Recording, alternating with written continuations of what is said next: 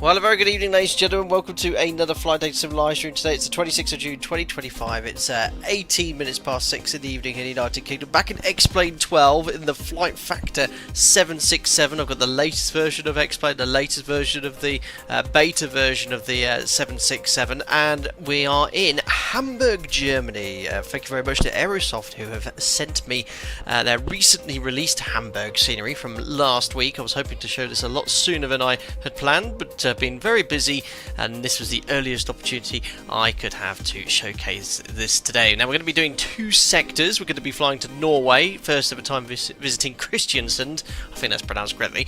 Flying time 1 hour before coming back later for the Hamburg VATSIM fly-in event. So it's going to be very busy here online today. Now, my original plan was to start at 5 o'clock, but I've had so many problems today with X-Plane, with the FlightFactor 767, the sound pack.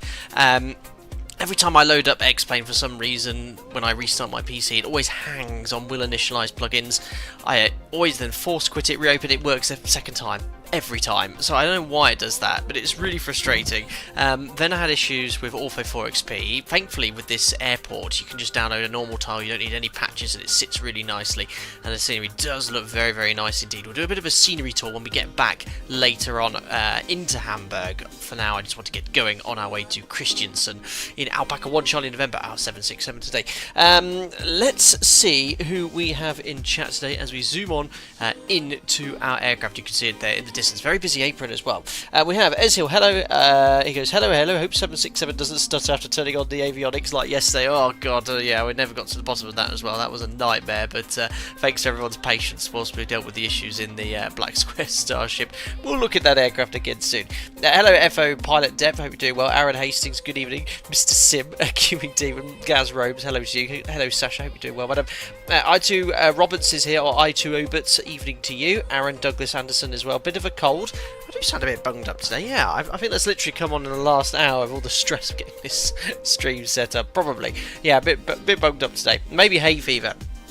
Lee JC, afternoon, evening, hope you're doing well. Doldavo answering Oliver Locke's question. Yes, if you're never sure where I'm flying to, it's either in the video title, in the description. I always put it in one of the two there. But here is the beautiful FlightFactor 767. In fact, I only just remembered that the horizontal stabilizer is painted blue. Remember that from last stream, but never mind, we'll ignore that fact today. Chris Patton, greetings from across the pond, Houston, Texas. Hope you're doing very well. Thank you very much. Gaz Rones, my hay fever has been shocking recently. I know there's very high levels of pollen today.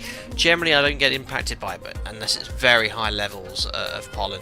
But yeah, I've only just started getting bunged up, but that makes sense. About half an hour before the start of the stream, I was outside just pottering around there, so that might be what was going on. Hello, Razvia, InRail Live 320 driver. Keep putting up the good content you do. Thank you very much. Why are you blue? Why are you blue?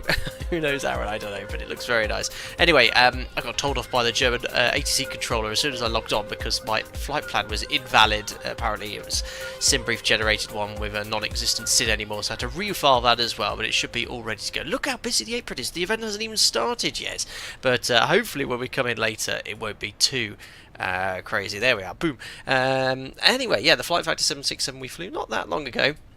Huge update, and the textures have vastly improved, and we didn't have too many issues last stream. But I can see the issue of the lighting still hasn't been fixed. So you can see when you jump outside, back inside, the lighting for the first 5 seconds is very bright, and then it goes into the correct lighting. But we'll just have to deal with that today. I also got told off by ATC for the flight plan. Yes, SimBrief sometimes doesn't generate the most accurate or realistic flight plans. So the Hamburg Kristiansand flight plan had the ENCN SID, or the first waypoint was ENCN, or something along those lines, and that SID no longer exists. So straight away the controller said, your departure doesn't exist, refile with this, and he gave me a full routing, and I was like, okay.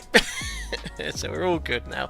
Plainly, Hamburg Thursdays are usually nicely busy. Yes, we'll have to see how it is when we get on later, but I've got the whole evening for you guys. I will take a little bit of a longer break between the two sectors, maybe 15 minutes, because I'll just want to grab some food before the return sector. But we should have some fun today. Anyway, let's get the aircraft all set up. I think outside, I preloaded the fuel and the passengers already with the old school tablet. Hold on, is that a suitcase? That wasn't there before. Oh, I've got a new suitcase. There we are. Anyway, I've loaded up the fuel and passengers for this sector. So fully loaded, 235 passengers, 14.8 tons of cargo. Could be interesting going into Kristiansand. It wouldn't typically take an aircraft of this size, but it can take Category D aircraft with one stand available. So hopefully we'll get that one when we get there. But yeah, we're preloaded already. Anyway, let's turn the music down here and we'll get some electrical power connected to the aircraft. So we'll go over here. No test sector, I've just simply not had time to do anything today, so hopefully nothing significantly wrong today. Standby power to auto. GPU should already be connected, so let's put the external power on and close the bus ties. There we are, so we have some electrical power connected to the aircraft. Right, what we'll do is carry on with a bit of a panel scan. I sort of set this up in a similar way to the 7.3. It sort of worked quite nicely, so we'll go IRS to nav, yaw damper on, electric engine control switches are on, close those guards, the hydraulics, again there's probably a sequence of events to turn these on in reality, but we'll just put them all onto auto and all these pumps on as well. Make sure we close that battery guard. APU won't start just yet. Utility bus on, IDG's on as well. Don't push these, that will disconnect the IDG from the engine. Won't need to start the APU just yet. In fact, what's the weather here right now? I have not looked at the forecast. Oh, there's CBs and thunderstorms around, ladies and gentlemen, as I bring up Navigraph to show you. Lovely. What's the temperature though? 20 degrees. Yeah, we'll get away with not turning the APU. Let's see what X-Plane does with that weather then. That's all set up. Emergency exit lights are armed. It's very quiet in here. Why aren't there any like sort of recirc fans on? I had to reinstall the sound. When I did the update via X-Update, I had to reinstall the FT Sim sound pack, but it did seem to be working earlier. Anyway, engine limiters on, fuel pumps. We've got 13.6, so I've put on a little bit of additional fuel. Minimum block fuel is 10.8. I've put on an extra 2.5 tons. The reason is for those thunderstorms forecast en route, so this burns almost 5 tons an hour. So I've got an extra 30 minutes of fuel. Lighting's all set, position lighting on, window heat can come on, no smoking on, seatbelt signs on, pressurization mode selected to auto. Just make sure that auto rates here, roughly at the 10 o'clock position to pressurize aircraft. Hopefully we'll now get some conditioned air coming in, or some sounds at least. Cabin to auto, trim air on, recircs. Let's put these to auto, packs to auto. It's very quiet, isn't it? I hope I've not screwed something up here. Open up the isolation valve for engine start. I think open these up to 7.6, not sure. Someone will hopefully correct me there. Anyway, MCP, let's grab the weather. Yeah. What have I missed here? Have I got some sort of audio turned down? That's just the sim. What have I done here? There's usually, I can hear it, but it's very quiet. Operations, airplane note, ground note, advanced sound. I think these are the ones that I've just been told to turn down though by the sound pack, so I'll leave that there. I'll just leave it as it is. Hopefully we'll get some sounds later, guys. Right, let's get the weather. Plainly says, yep, weather is supposed to be balmy here later on. Great. We'll take lots of additional fuel then for the return sector. Let's tune in the ATIS frequency here and grab some weather. New skies up and running as well with our Alpaca Airways flight plan 124325 is the ATIS frequency. Just leaning over to my radio tuning panel. 124325. There we are. Why can't I hear anything up here? I know why. Radio's not turned up, is it? Variable between 2 and 3 degrees. Visibility 10 kilometers. Present weather showers of rain. Lovely. Cloud sky 1,700 feet. Broken 3,400 feet. Broken 4,900 feet. Few cloud height not available. Feet towering cumulus. Lovely. Temperature 23. Dew point 17. QNH 10009. Trend 260 degrees 15 knots. Gusts 30 knots. Perfect weather. Visibility 4,000 meters. Thunderstorm with rain clouds. Great. Broken 2,000 feet cumulonimbus. Hamburg information Bravo out. Right, so I've chosen a group Group 5. Chosen a stream with thunderstorms forecast, and information. historically explaining thunderstorms can give you some quite interesting results. So it'll be an interesting departure, that's for sure. Evening, Charlie, Adrian, Burke, and Craig H. Hope you guys are doing all very well. TSC says, in my opinion, the Aerosoft Hamburg scenery is one of the worst player airports I've seen for X-Plane, especially from ATC Tower. Well, you're never going to get the exact same quality as you would do in Microsoft Flight Simulator. However, I think it's pretty okay. What is it, $20 as well? I think it's got a sort of detailed interior or something, but yeah, compared to what you get in Microsoft Flight Simulator, never the same. But your average X-Plane user isn't as bothered, I don't think, by graphics and quality. What is important is accurate taxiway markings, textures and whatnot as well. But I see your point sometimes. Are you using the FT Sim sound pack? Absolutely, it is all tuned up, ready to go. Right, let's now put the ATIS in. So what was that QNH again? Got it wrote down 1009, so 1009 coming up. The EFIS panel is down here. I don't know how to. Oh my goodness me, where's the I've had a mind blank. Where on earth do you set the QNH on the 76? I can't remember. I know the EFIS panel is here. We'll just set something already here. Map airport. Oh yeah, it's just on the altimeter, that's why. I was thinking, like, where on earth is it? 1009. And I think someone last stream mentioned you can press that arrow. Yeah, it's an old school aeroplane. I was looking for the altimeter on the PFD, thinking, how do I get the altitude to appear? But of course it's an old school aeroplane, this one. Right, QNH 1009 is set. There we go. I'm just going to get the APU started because I'm concerned about the audio. Make sure that's going to sound up. Yeah, the FT Sim sound pack's working fine, otherwise you wouldn't hear the sounds. Very good. Thomas, is it any good? I've been subscribed to the Patreon but I have not heard good things about FT Sim as a whole. Oh, I think they're generally okay. Oh, look at the lighting issue. I thought they'd fixed all this. I think they're pretty good. There's lots of decent sound packs out there. I mean, we've got the RB211s fitted to our 767. I'll let those... Well, you be the judge. You be the judge. On rate to RTO. Let's now load up the FMC. So latest AIRAC installed. I tried downloading the flight plan in the correct format and loading it in earlier, but it didn't work correctly, so I'm going to have to put the route in manually, annoyingly. Oh no, this is the old flight plan. I did put the new one in here. Oh no, hold on guys, that's the old OFP. Not an issue. We will use Navigraph. Yeah, there's no air conditioning sounds on the add-on. Brilliant. Ah, we've got AP bleed on, all in auto, and conditioned air coming in there, but there's no audio coming at all through the air conditioning. Fantastic. Oh, absolutely worked fine earlier. Sorry about this.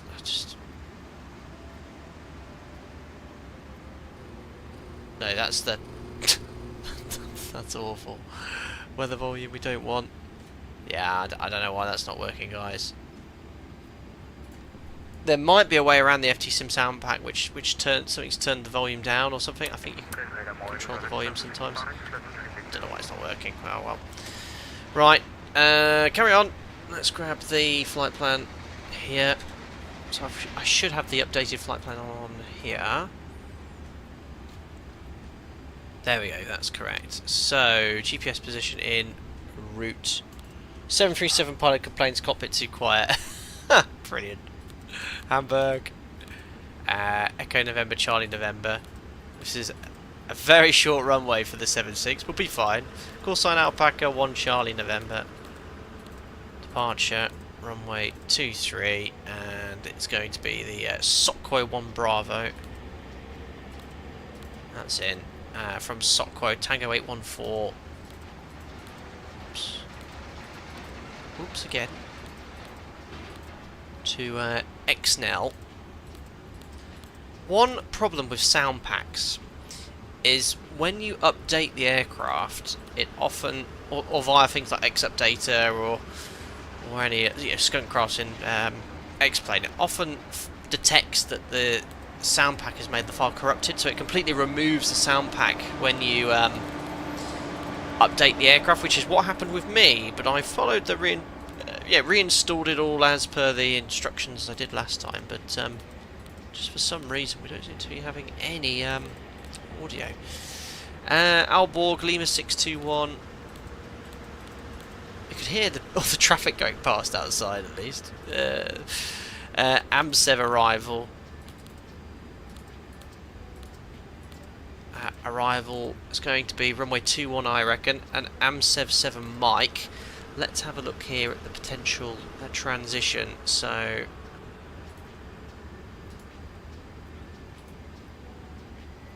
AMSEV 7 Mike. So via INSAP. So we'll select the INSAP transition. There we go. Alrighty. Activate, execute. Just check for any discontinuities. It's all stitched together nicely. Perfect. So 0 fuel weight's in, 129 tons, which does match the operational flight plan. There we are, 129 tons. Reserves for our alternate Oslo, Gardermoen, 5.3. Cruising at flight level 350. Cost index is 30. Cruise wind, we'll just put the average wind, 219 at 26. Alright, let's have a look at the takeoff performance. What if we have no engine noise either? We definitely have engine noise, because I checked all that out. I started with engines running. I tested it with engines running basically. We had all the sounds then. Let's have a look at the takeoff performance. Alright, so takeoff. Latest weather's in. Runway 23. Could we have a potential intersection departure here? Let's have a little look. Alpha 4 maybe? Alpha 6? Do we have the figures from Alpha 6, just to be conservative?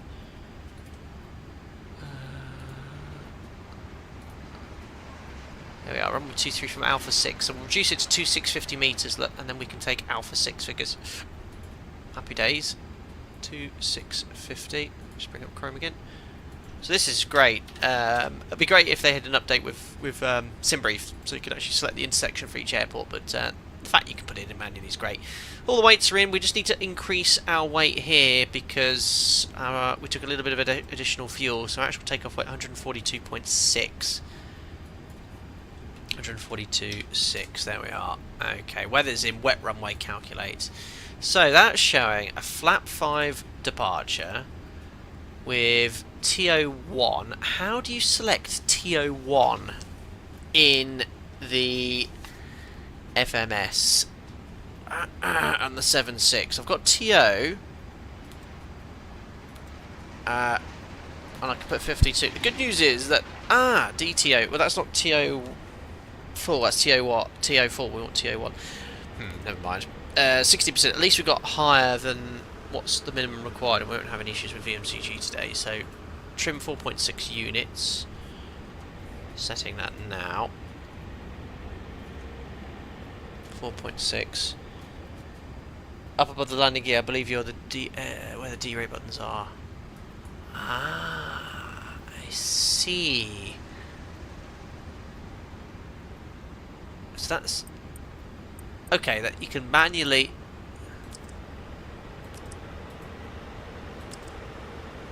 You can manually change the thrust, but not the D-rate, the thrust setting. Oh well, we'll go TO full. Isn't it DTO and then you use a rotary dial for D-rate?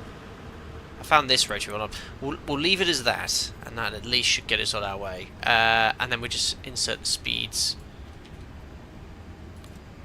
So we're going to use the OPT speeds, which have improved climb, I think. I'm not sure. We'll use these. 140, they're wet speeds. 148. 152 is the same, and we'll just set V2. Sorry, I didn't realise you guys could miss the tablet. There you go. These are the speeds from the performance calculations. So flap 5, DTO 52, 140, 148, 152. So they're all set, and we'll just set for 152 on the MCP, which is done automatically. Right, panel scans all set. We've got conditioned air coming into the cabin. I think we're all configured here. MCP flight directors are on. Runway 23 for departure. So we'll just select here airport 226. 226, and we can expect a SID stop altitude of Germany, 5,000 feet. So we'll get a clearance in a second. Otherwise, that's all set here. Decrease the zoom.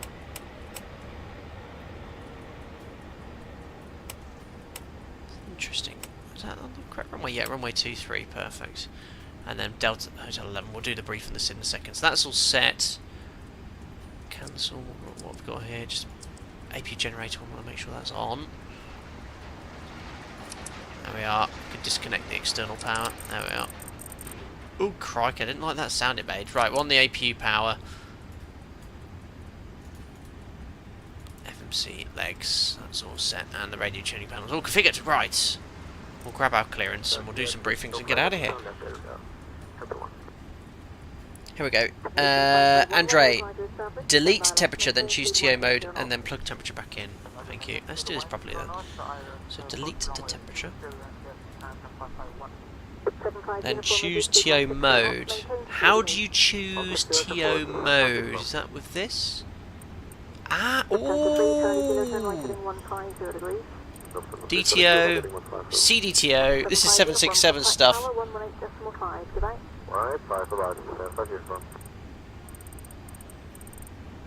How do I do TO1? This is, well, this is scary stuff. I've never done this in it before.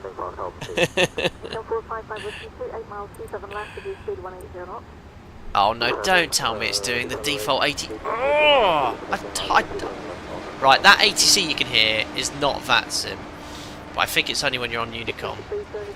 720. How do you disable the ATC with the sound pack? Why do they add this? Who wants that? Click on 1 before temp. Roger.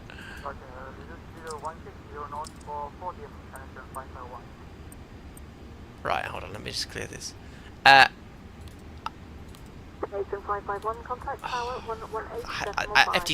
FTSIM sound pack's great, but who actually uses these pre-recorded?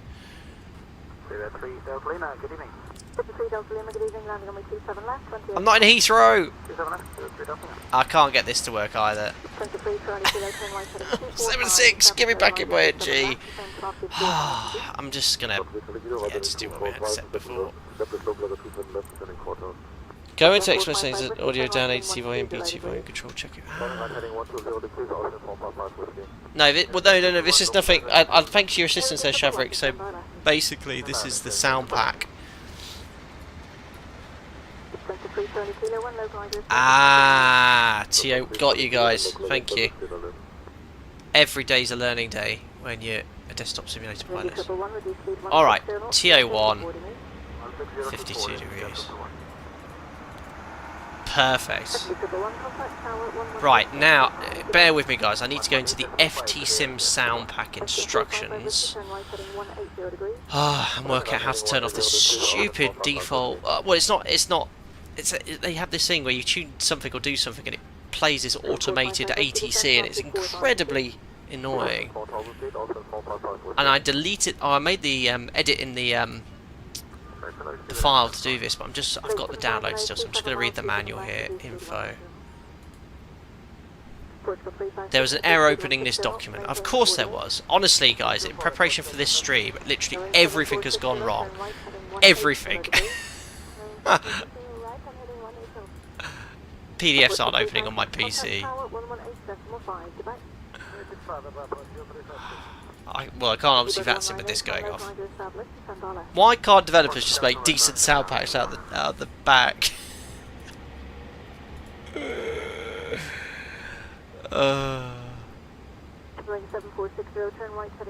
Right, hold on, let me just I'm just trying to. Right, I've got the PDF open now. Okay, here we go. I'll show you this manual I'm looking at. Okay. Put on COM2. Enable the ATC by pressing down the VHF R button. No, I don't want any of this.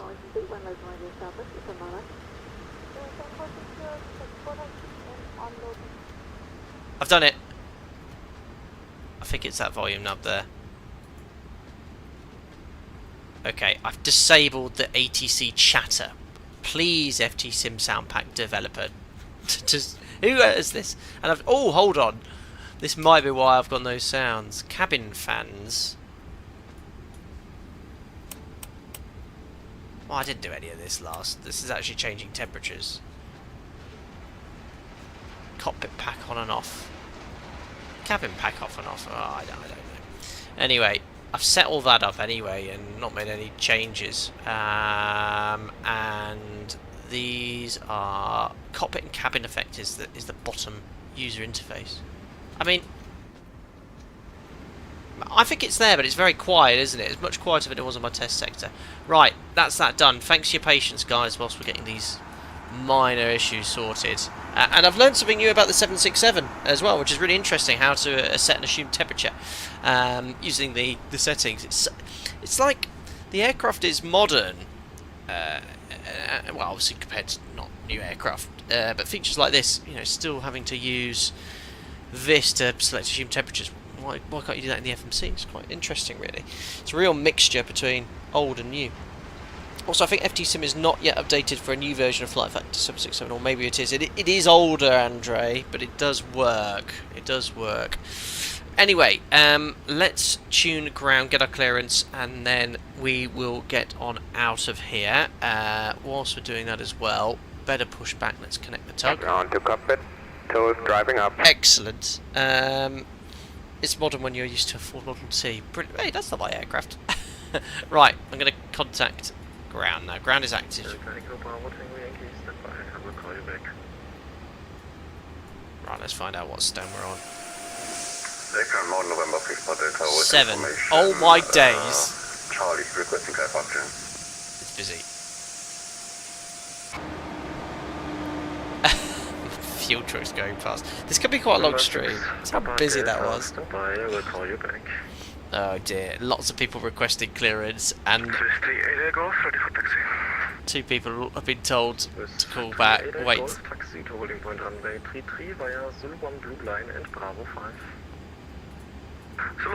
Don't mess around with the Germans. Right, we're going to remove the fuel truck, remove the GPU, remove the chocks, close all the doors. Okay. Scandinavian 546 squawk. Okay, all doors and hatches are closed. Ready to connect.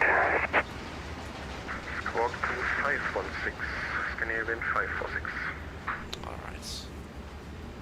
Apron, hello, Speedbird 975, hotel stand 5 Alpha, information Charlie requesting clearance to London Heathrow.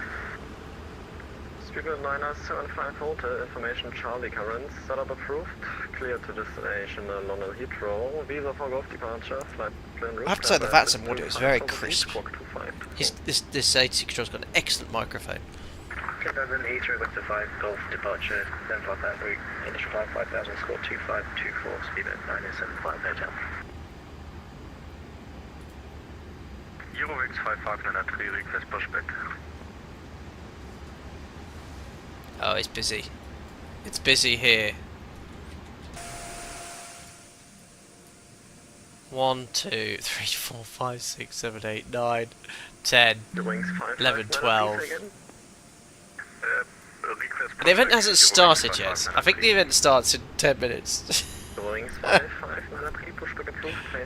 Nathan, it does look very nice, doesn't it? The textures are very, very good. For Eurowings 5593. Scandinavian 546 requesting 126, decimal 855, bye-bye. I think it's going to be a long evening. Thank you guys, Golf. Apron, get knob and up, Echo 1, Hotel Kilo. Have you received our PTC request? Can't, Negative. Okay, Roger. In that case, Echo 1 Hotel Kilo is on stand 04 Bravo. We have information Bravo, request clearance. Echo 1 Hotel Kilo, information Charlie current. Setup approved. Cleared to destination Kristiansand. Is it what? Is that how you say it? Departure. Chris. I'm sorry, flight plan route, climb by asset to 5,000 feet, squawk to 506. How do you pronounce it? Clear to destination via the Sucker 1 Golf departure, climb by asset to 5,000 feet, and squawk 2506, Alpaca 1 Hotel Kilo. Alpaca 1 Hotel Kilo, read back, correct. Kristiansand. Kristiansand. Yeah. Oh, he says something completely different. So if you just joined the stream, well done. I mean, well done. Welcome on board. Well done. We're in Hamburg. Flying to Kristiansand. We're ready to go. It is incredibly busy on Matsim. I mean, look at it.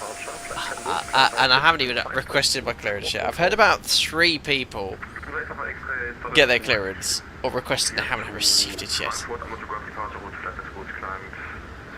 It's pronounced shit, brilliant.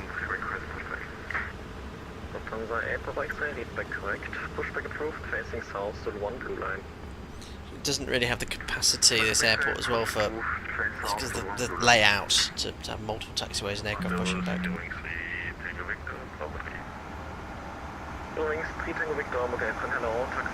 This truck's going fast, it's so loud. 09 via Zulu 5 for 3 Scandinavian 546 requesting pushback. Scandinavian 546. Try and get in the queue, guys. Roger. Ground, hello, it's Alpaca 1 Charlie November, stand 7, information Charlie 1009, when ready, departure clearance to Kristiansand, please.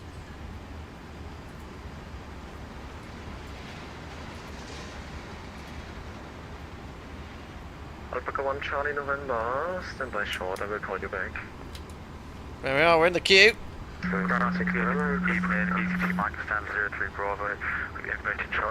Pascal, do you prefer the Zebo 73 for X-Plane or the PMDG 73 for Microsoft Flight Simulator? If I had a subscriber for every time that question be asked, I'd be at 10 million subscribers. It's no problem. They both have their pros and cons. PMDG, I think, is now a more polished product. Flew the Zebo mod a couple of times in the last month, and on the group flight. I had a few issues with it recently, but I think it was more the X-Plane weather. But it handles beautifully on takeoff and short final. All aircraft do in X-Plane. Whereas Microsoft Flight Sim is the overall best package. So, do I have a preference of the two? I enjoy flying both. Genuinely don't have a preference. So whilst we wait for our clearance, we might as well just sort of cover what we can expect. So we're on stand 7. There's multiple stands here. We're on the wide body stand. Could be to face south actually, and then the long way round. We've got blue, yellow, and orange line. Essentially, we're going to make our way here to depart from runway 23, but we do have performance for Alpha 6. So if it's available, we can take Alpha 6 departure. We're expecting this at the Sockway 1 Bravo. How long until our clearance? Good luck. November 6 Papa Delta, ready to copy? Ready, 6 Delta. They're impatient to jump. So the great thing is you can click out the, a lot of people are a big fan of this, so you can basically pop out your displays. So we're going to plan, and we'll see the picture on the ND as well. Look, I'll try and get it all here. Actually, if I do that, look, we don't have to worry about that ND, do we? There we go. So departure is basically straight ahead 500 feet. Jet 6 Yankee Foxtrot, stand by, I will call you back. Delta Hotel 111, max 210 knots. All the way right to Delta Hotel 102, 106, 4,000 feet above Delta Hotel 112. And then all the way to 103 because 253 is not applicable to this SID. And then make a left to Delta Hotel 160. And then Sockway. Climb it at 320. Perfect. Wings 1 Golf Hotel, turn right Zulu 5, taxi to stand 42. Yeah, that'd be good, Adam. I think the cockpit doesn't look as dark with the update, but FlightFactor still need to fix the lighting in this with X-Plane 12 being fully uploaded. You see the rain here, look on there. Or is that just weird graphics? I'm not sure. No, because I've got no rain on the window. Do you see that here?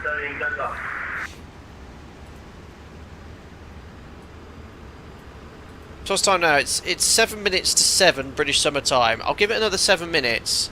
If after 7 minutes I haven't got my clearance, I'll disconnect. And it's just purely to keep the show on the road. We've been here for requested clearance, what, 3-4 minutes ago.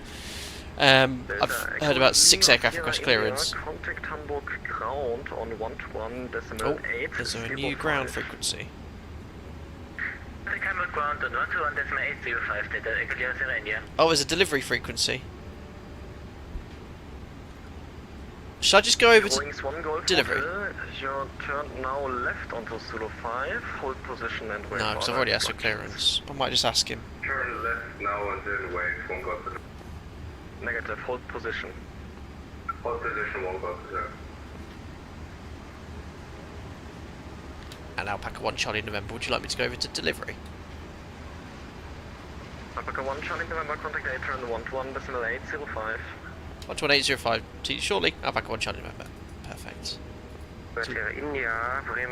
So delivery's only just opened up.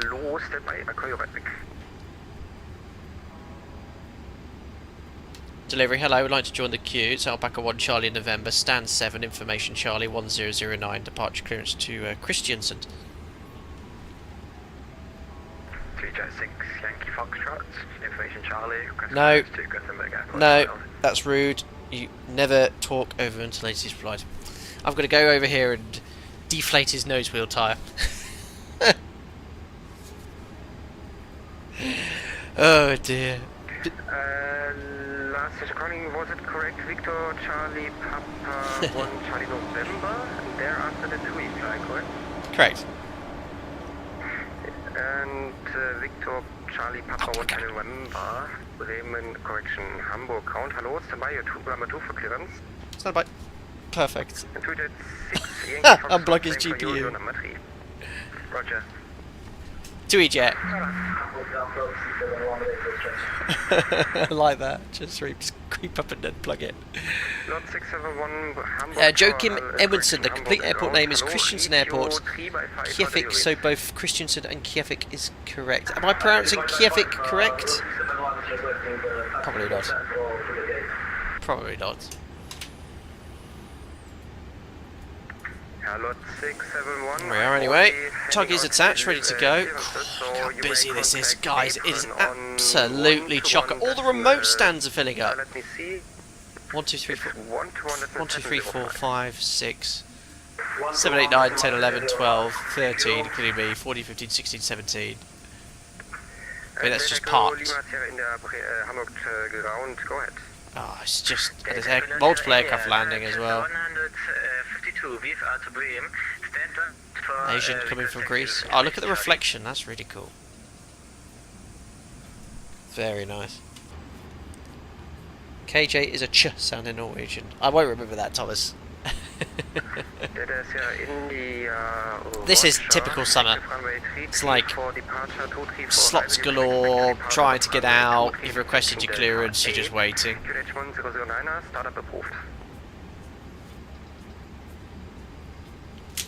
I always do days like this. I finish the stream and I go like, right, I'm not doing any VATSIM events again. So where's we feeding fuel from on the APU? Yeah, we've got the left tank, 6.7. Delta Lima Sierra India, correct for taxi contact tower 126 decimal 855. Tschüss. Contact tower on 126 decimal 855. Oh, so delivery is also, I think, acting as ground in certain places. Alpaca 1 Charlie November. Ready to copy? I'm ready to copy Alpaca 1 Charlie November. Alpaca 1 Charlie November, information Charlie is current, cleared to Echo November Charlie November Aerodrome via the Sokov 1 Golf departure, flight plan route, climb vessel 5000 feet, squawk 2510.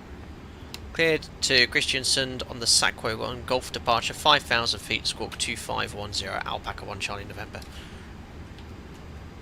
25. Alpaca 1 Charlie November, read back correct, contact me when ready for startup.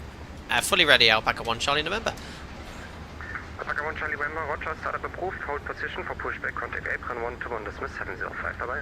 Start approved, found for push 121705, Alpaca 1 Charlie November. Bye bye.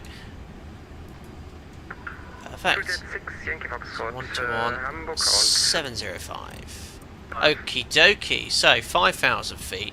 Squawk 2510.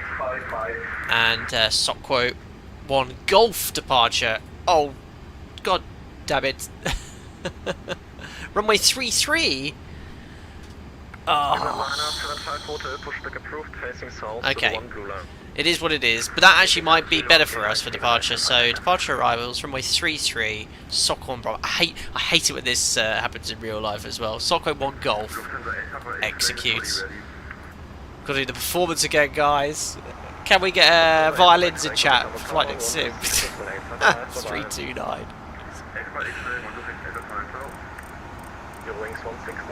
Alright. Dear, oh dear. I want to cry a little bit inside. Okay, runway 33. Let's see. Oh, I'm just going to do full length. Let's just do the performance. The 80 did say 3-3. Did it? Did it actually? Oh, right. I'm setting this up here. So let's go over here. Dear. Right. Okay. Performance calculations next then. So you don't request. Well, I could technically request push and do this on the roll, but you don't want to be in reality. So runway 33. Populate the weather, get it updated, and calculate. Now it's OTO2. I'm going to do all this fun again. So we're going to go full length TO2 44 degrees. Delete. Yeah, and then we're going to select 2. I'm doing a thing. TO2 44. Look at that. Speeds 51, 58. Much higher V speeds. Look at that. 151, 158, 161. It's still flat. What? 5. Okay. Performance is done. We just need to brief the SID. Basically, runway 33. Straight ahead, Delta Hotel 250. Right turn, Delta Hotel 253. 210 knots. All of these, Delta Hotel 103. So we'll just probably hold flat 1 until we get all these speed restrictions done. And then after 103, 160, and then SOC quote. Perfect. I've done it. Excellent. Sorry, unable performance request runway in my FMS. Cheers, crazy sarcasm. Flying water, tiny violin. First world problems at Anthony. Cheers, guys. Brilliant. That might be a new theme. Hello, ground again. It's Alpaca 1 Charlie November. Stand 7 for runway 33 departure request push and start.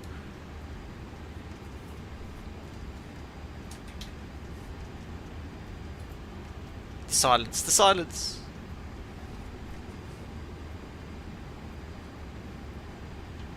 Alpaca 1 Charlie November, pushback approved, facing south to the 1 orange. Push start approved, face south Zulu 1 orange. Alpaca 1 Charlie November. We're doing a thing. Ground to cockpit. Please show me where you want to go. Alrighty.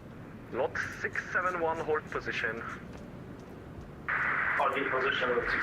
And then I'm going to pull forward a little bit there, so I'm not blocking anyone. So like that. How connected and bypass. Alrighty, packs off. Parking brake. Anti-collision light on. Parking brake set. Transponder out off. Checks complete. We're on our way, guys. Stay behind the speedbird. Adjutant. Starting pushback, and you may start the engine. Oh, that took some time. 47 minutes in, guys. We're on our way. God, look at this apron. That is a serious amount of traffic. Alpaca 1 Hotel Kilo, request taxi. I'm going to be blocking everyone as well because of my big boy jet.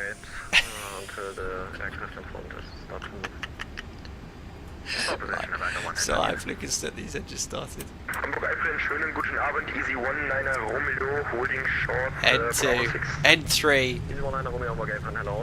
It's just started raining as well. M1. Fuel on. Oh yeah, sound pack's working. Beware 975 Hotel, taxi to holding point runway 33 via Zulu on Blue Line and Bravo 5. There we are. Name for the controller's English is amazing. Very German accent, but great English. Absolutely. Beware 975 Hotel, hold position. I'm blocking everyone here. Oh no! Quick, we gotta get going, guys. I'm gonna upset everyone. 546. I didn't answer this. You should have probably got them all out first. Right, starting engine number 1. Stay behind. Sound pack is great. Right. Swing over to N3, Zulu N2. Blue Line, taxi to runway 33 via Zulu 1 Blue. It sounds like they're putting the aircraft over to the blue line. Stay behind, that was cutted. Stay behind the Eurowings A321 onto Zulu 1 Blue Line. Oh, scenery looks fantastic. Now we're getting pulled forward. Better pushback is such a great tool. Although it pulls forward at a rate of knots. One Bravo to your right onto Zulu 1. Sort of cheating in a way.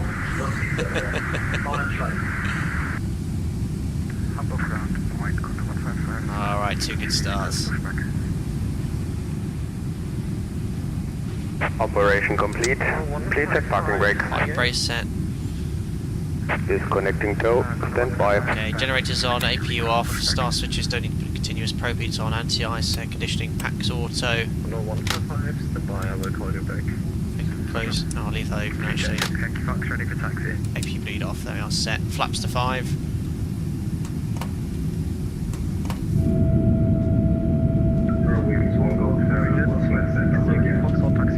Amazing. Yeah, much more reliable and customizable than GSX, I know. Yes, HG Sim, this is the FT Sim sound pack. Look at the lighting in the sim as well, it looks amazing. Anyone here around? Oh my god, look how busy it is. Turn right, your stand is 4-2. Plane low D, recall, checks complete. Parking brake, that's fine. Tower is disconnected and bypass pin has been removed. Hand signal on the That's left. just chaos. I'll see you next time. Have a safe flight. There's a little biz jet taking off. Lot 671, you missed stand number 01 Bravo. Oh dear. Continue. I'm blocking the whole. Stop the show. This is amazing. Look how good it looks.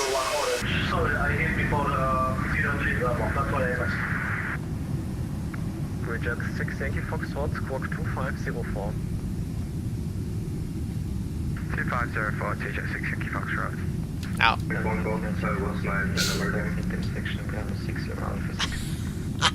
Bridget 6 Yankee Foxtrot, contact Hamburg Tower on 126.855, bye-bye. So busy. Nathan, how is the Mango sound pack for the the FlightFactor aircraft? Easy 19 Romeo, all taxiways are blocked, you need to wait, I will call you back. I'm trying to get out. Alpaca 1 Charlie November for taxi. 616, request taxi, intersection, Bravo 6 or Alpha 6. Alpaca 1 Charlie November, taxi to holding point runway 33 via Zulu 1 and Bravo 4. 33 Zulu 1 Bravo 4 Alpaca 1 Charlie November. Alright, let's get on our way. Parking brake release config. No config warning. What do you think of this sound pack? It's excellent. 7616, So straight ahead Zulu 1 and then Bravo 4. Stand by, I will call you back. Oh, actually no, it's an intersection.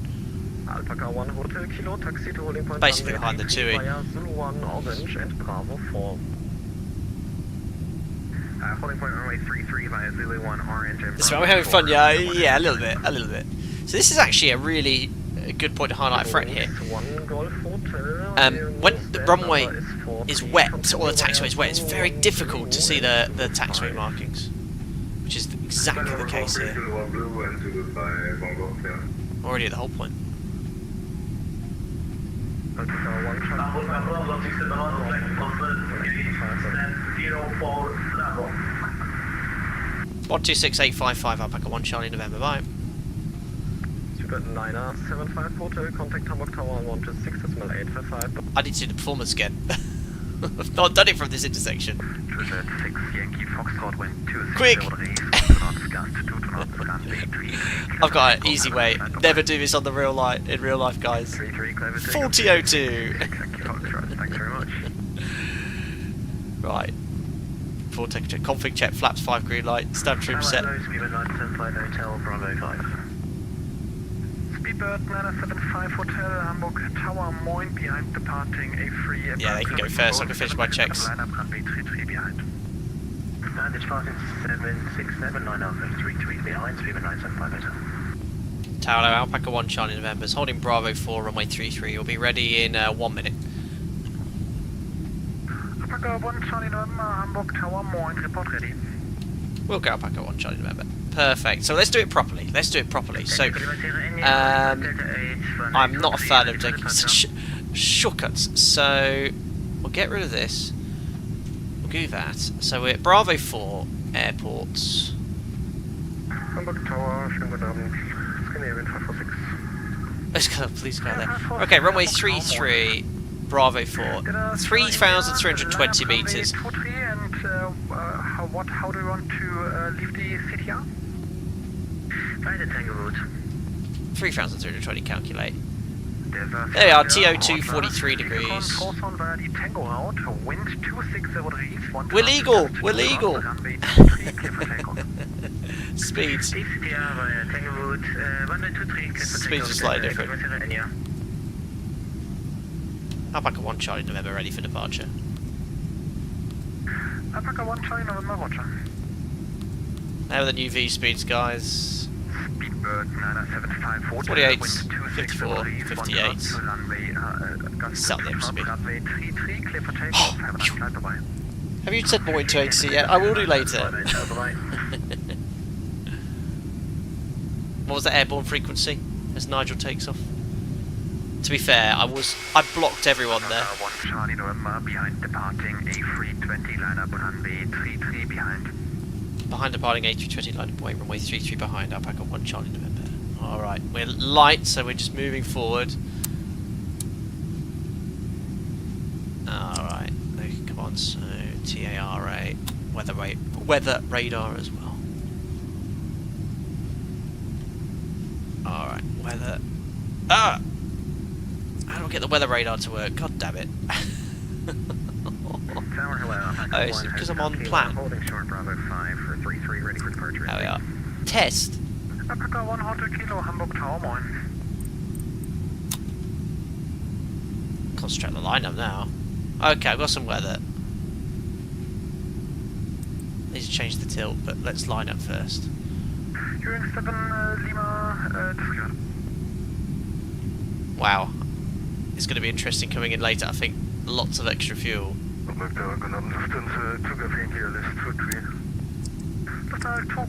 MCP set, transponder, TARA, strobe lights on, landing lights on, waiting for our clearance. Alpaca 1 Charlie November, wind 26 over the reef, 1 2 knots, gust 2 knots, runway 33, clear for takeoff, have a nice flight, bye-bye. Runway 33, clear takeoff, Alpaca 1 Charlie November, bye. Alright, Toga's in chat, let's finally, where's my timer, go to Kristiansand, and somebody get the airport frequency for me, please. Enjoy the sounds. Perfect, stabilised. Don't know why my Toga's not working. God damn it! Worked on my test sector, takeoff thrust set, indications normal. Where's that screw? Isn't there a little button you can press? Hold on. There's always a screw on every add-on! 80 knots checked. Thanks, Josiah. I've set it very accurately. I'm very happy with my manual thrust setting. V1. Rotate. Airborne. Was there a climb? Okay, right. Guys, we're nearing trim. I have to trim loads nose down. Wow, well out of trim.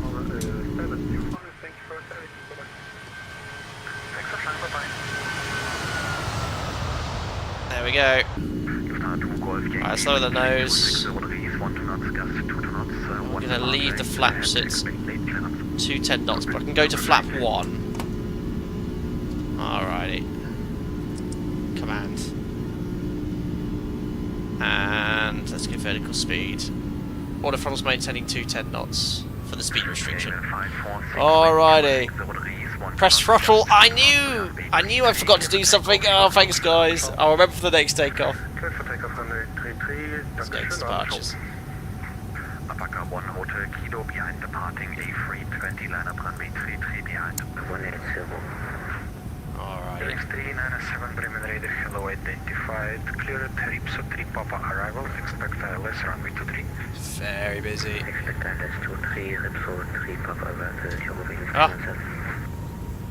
Departures. Hello, Alpaca 1 Charlie November on the Sokwo 1 Golf departure, passing 3,500 for altitude 5,000 feet. Alpaca 1 Charlie November heavy preliminary hello identified. Proceed direct Amrak, climb flight level 160.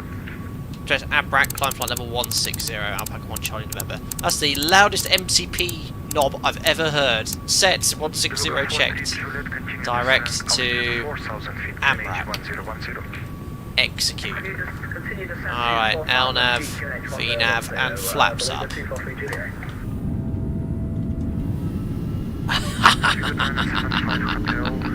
Buzz! Buzz, buzz, buzz, buzz, buzz. 12632 Super 975 Hotel, can you Amazing.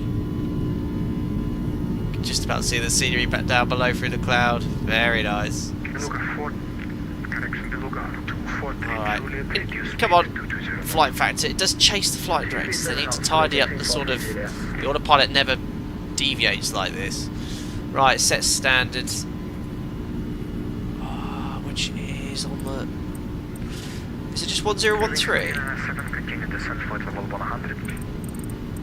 I thought there was like a click spot you could press. Anyway, I've set 1013 3 times, passing 73 for flight level 160 after takeoff checklist. So gears off, auto brakes off, air conditioning, pressurization, diff pressure, 2 psi building, cabin altitude is 2,000 feet, set. Good. I think we're all good, checks complete. 546 preliminary hello identified, climb by seat flight level 100. Max, I think X-Plane 12 looks better now. Not out of the box though. Pretty much this is out of the box, buddy. Just flying the 767. 125.855 Alpaca 1 Charlie November. Goodbye. Raymond Radar Moyne Alpaca 1 Charlie November. Climbing flight level 160 and we're inbound to Amrak. Alpaca 1 Charlie November, Bremen, good evening, you're in contact. And you said the mode Amrak, correct? AFAB Alpaca 1 Charlie November. Roger. Perfect. Yeah, this is all stock X-Plane 12 now. Stock X-Plane 12, guys. Anyway, let's passing 110 for flight level 160 pre-cruise checks. The lights can all come off now. AP's off, pressurization. 3.5 set. Belts can go to... Sorry, just say the frequency again, Alpaca 1 Charlie November. Bremen on 126.325. 126.325, Alpaca 1 Charlie November. Goodbye. I had a membership ping and then a large car went past my house. I don't know if you guys heard that on the microphone. Right, 12 degrees, don't need engine anti-ice. Douglas, thanks for continued support as a member. 2 months now. Cheers, buddy. Right, we're barrelling up to flight level 160, so let's reduce that rate of climb now. 2,000 feet per minute. Arrival 120.520, fraction 1 November, bye. Oh, that was one heck of a busy airport. 120.540, thanks, fraction 1 November, bye. Right, hello, it's Alpaca 1 Charlie November, approaching flight level 160, inbound Amrak. Alpaca 1 Charlie November, Bremen, good evening, identified, continue climb flight level 240. Climb flight level 240, Alpaca 1 Charlie November. So loud, set VNAV. Oh, look at that, just came out of the cloud, very nice. Mauritius says a direct in the FlightFactor 767 doesn't take the turn into account, so it gives you a straight line from present position. When you say the FlightFactor 767 doesn't take the turn into account, is that an issue with the aircraft? Does the real aircraft build a merge turn, or a nice smooth curve, or is it like the real aeroplane? Look at that! Look at X-Plane 12, guys! Look at that! Amazing!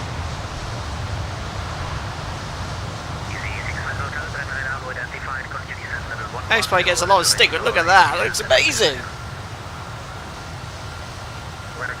Chris, exactly what I was just thinking. I don't know why people dog X-Plane 12. It looks perfectly fine to me. The other guy could take a lesson or two for X-Plane 12 how to handle peripheral management. I don't know who that is, but look at that. Absolutely stunning. In a 7.6 as well.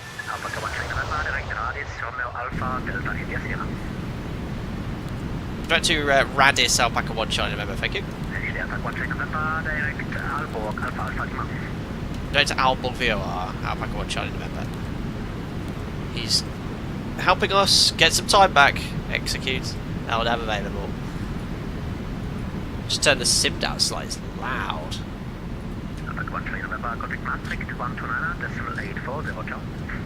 129.840, Alpaca 1 China November, goodbye. Tell me you're not in Germany when you're not in Germany. There's frequency changes. Maastricht, good evening, it's Alpaca 1 Charlie November, climbing flight level 240, inbound Aalborg. Alpaca 1 Charlie November, identified exact flight level 270. Climb level 270, Alpaca 1 Charlie November. Set 270, checks VNAV. I've got my weather radar still tilted up towards outer space. Where's the tilt? There it is. 30, 20. There we are. 10. Captain Sim, thank you very much, buddy. $2. Appreciate it, buddy. God, the sim's loud. How is the cabin detail in the back of that thing? You're in the 7.6. It's okay. It's X-plane quality. So there you go. It's pretty basic. You know, it's not bad. I think it's had a bit of attention from the devs, but you know, it's not going to be as good a quality as aircraft in Microsoft Flight Sim, but you get incredible performance of the FlightFactor aircraft. Aalborg, thanks Rosie. There you go. So that's what it looks like. Premium economy seats look. It's like chipboard they're using as like seats. 222 configuration here. There you go. Cheers, Captain C. Thank you. Yeah, hold on. Someone's talking about the weather radar. Let's just put the tilt down here. Easier to do that. So if I put it down to -3, we should hope you'll probably see some ground clusters. There you go. Direct to AMSEV, climb flight level 290, Alpaca 1 Charlie November. So AMSEV, execute, LNAV, set 290. So this is ground clutter. You can sort of see the outline of the sort of ground and the sea. And as you climb, you just 126055, Alpaca 1 Charlie November, goodbye. How many frequency changes?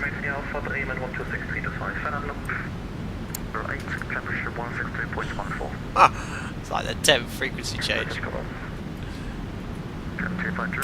It's a very short flight. Look at the top of descent is. I'm going to start setting up as soon as I get up to our cruise.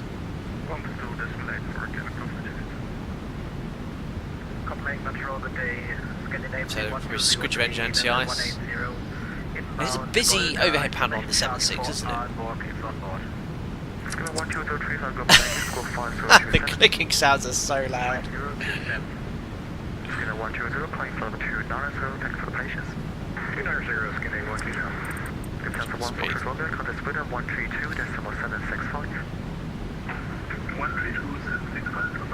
Alright, levelling off. Is there any events up here? Oh no, there is an event in Copenhagen, in Denmark, isn't there? I think there's a Billund flying or something along those lines. So busy. Top of cloud, tires coming off. Where are you? Can you imagine me taking the 747 today? Sky 1, airport is at 1 o'clock, 6 miles, report airport inside. Sky 1, no visual. Okay. I'll try and check in when I can. Sky 1, roger, do you still want a bridge approach? Sky, can we get an ILS instead?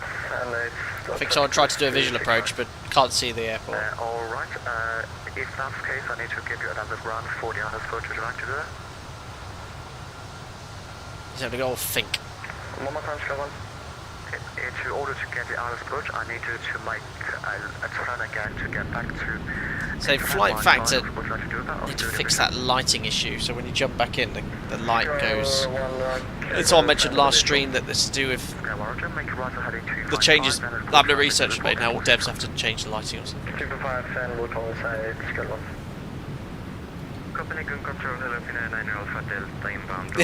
So were there any 7.6s fitted with RB211s, guys? Is it a rare mixture?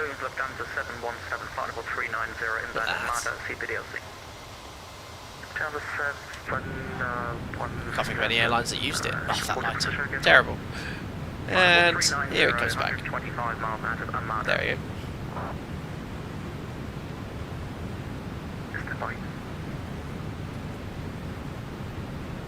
So we're already routing direct to Amsev, which is the arrival. Great shortcut. Copenhagen, good evening. Alpaca 1 Charlie November, flight level 290 to Amsev.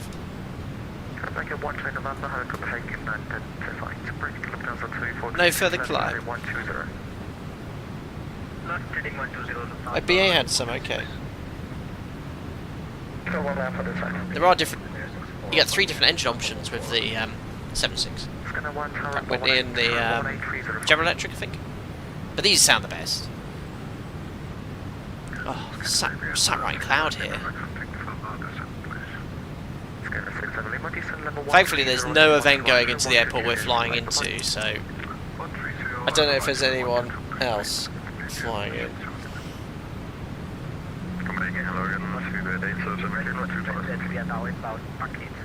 Oh, so busy. Do I have a 641? It's Mach decimal 75 here. Top of climb and top of descent will be joining up soon. Right, let's get a rough idea of what's going on our destination at least. So we can expect ILS runway 21 via INSAP, just get the weather. There's no one online there. It's 180 at 5, moderate rain. 6,000 metres, 14 degrees. Performance is going to be interesting here because this is the thing I want to highlight. It's a 2,000 metre runway. Century overlay. So we'll start setting it now. So star-wise, we're not really flying it. It's just called this RNAV-21 arrival. So basically, we're already routing direct to Amsev, which is here. We're going to go Agdes 808. 710, 711, INSAP 3,000 feet above. We're going to be above all that, but I want to bring the speed right back. 240 knots, so it's a bit too fast. So Neleb, what I'll do is change that to 180.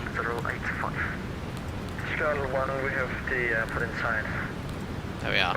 So this is something I've noticed with the FlightFactor. It should change this speed, surely. Surely change this from 240 to 180. That's ridiculously fast. It can't, a short distance to lose 60 knots, 5 miles. You can't do it. So what I'm going to do is INSAP just put 220. Just to help it out. Alright, so we've sort of checked star routing. RNAV, GNS S required, which you have obviously. Check the tracks and distances. ILS then 1109. Set the frequency down here on the 76. Course 212.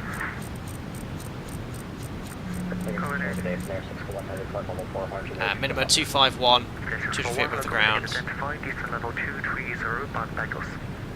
Set this light on here, basically 251 feet. Where's the radio altitude on this? I'm not going to... I usually like to set it just because you get the proper minimums call, but we won't bother today. So just 251, top of the orange bar is minimums. Jim will call minimums for me. Walking, how do you know about 5 miles won't be enough to decelerate? You can't decelerate 150 tons of aircraft and descend at the same time from 240 to 180 knots in 5 miles. So, and the fact I know it's not working is because basically you change anything here and it didn't adjust any of the predicted speeds.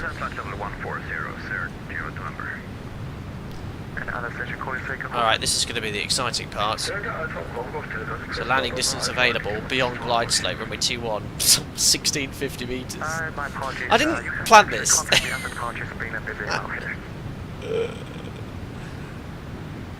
We'll be fine. Got to get out of there as well with a fully loaded aircraft. Landing performance then. Yeah, we'll stick with that length, otherwise we might not be able to get in. Runway 21, full flap. Wet, yes, calculate. Easy. Actual landing distance 1321. Flap 30, max manual.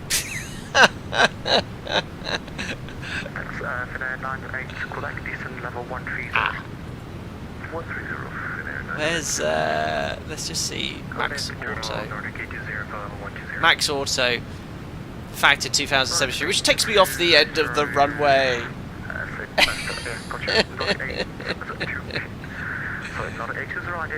Right, we're going to have to go max. The problem is, I don't have my brakes assigned in X-Plane to max manual, it's brakes regular. So we're going to be completely reliant on this and the unfactored distance. Max auto set, max reverse thrust, all good. I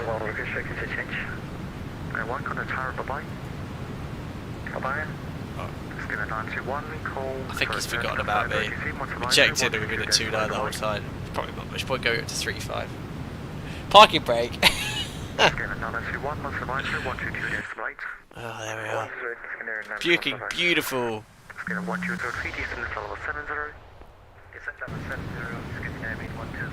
Sorry about the lighting though. Yeah, so legally I wouldn't be able to land. Well, to be fair, the sim brief factor distance is very very strict. In fact, if I turn off the factor distance and select actual distance, it's less scary. Look. So there you go. Max brakes, max auto. Now it's all legal. Look, 1588 is the actual stopping distance. So we're all good. I've just turned off the factor. Anyway, Plainly, who planned this? I did. It was all good. JD said, I have a question. I used the 767 Explain 11. I had a problem with the acceleration not properly. It's an altitude of more than 30,000 feet regardless of payloads have been fixed. Too fast or too slow? Seems pretty good. I mean, I can have a play with that if you want. 29,000 feet. Just adding thrust. I've got a ding dong from someone. Someone said contact me on 998. 998.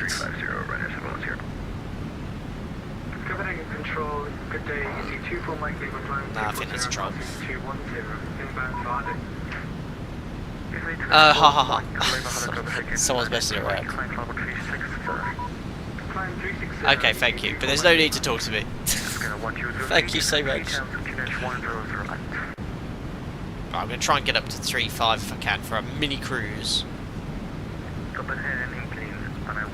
There you go. So I wasn't even watching the acceleration there. It's okay. God,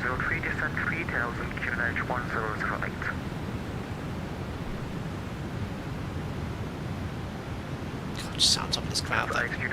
Beautiful view though.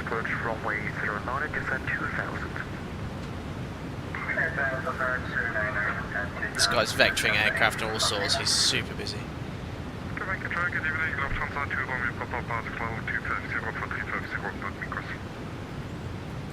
I think last stream though we changed the cruise level in the FMC, it was a bit of a bug.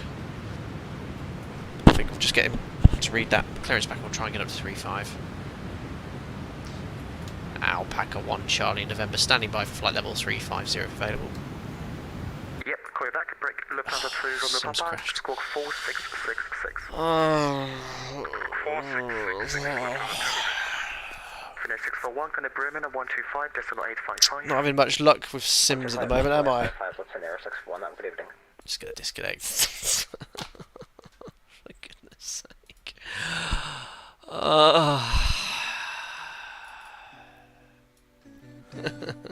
Never mind. Right. Issues with the black square yesterday. Issues in X-plane. I'm going to save the log. should have not requested the higher flight level. It's just so frustrating. You spend so much time prepping and getting stuff set up. It just doesn't work.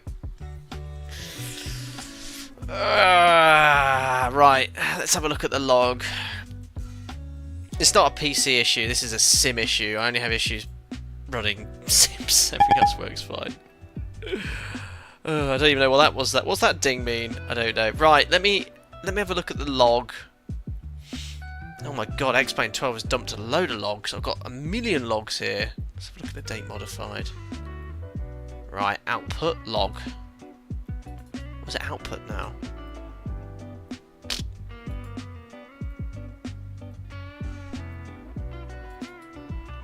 There's a log here, but it's timed at 1919. It's like not when the sim crashed. 80 tried to call you for higher level. I disconnected already. I just came off. Right, guys. What we're gonna do is I'll go to Kristiansand now, take my break, and then when I had this issue, nothing was in the log. Yeah, the log's blank. The log was from like 10 minutes ago. There was no updated log, so I have no clue as to what's happened there. But anyway, look, what I'm going to do is throw you to the Be Right Back screen, guys. Can you give me about 15 minutes? Maybe a bit longer, just to get things set up. So I'm going to put you back in the screen, and I'll start a 15-minute time in about 5 minutes.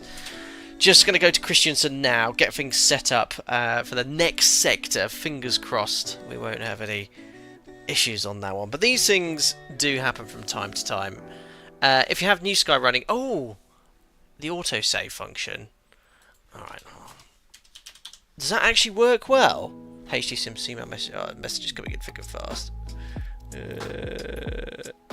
Oh, New Sky is the thing. Right, is the New Sky thing actually any decent at reloading an aircraft?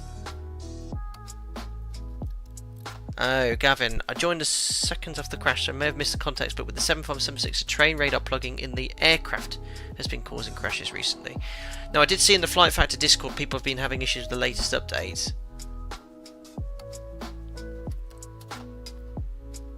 I think it just teleports you to the location for speed and heading. Alright, I'll try it.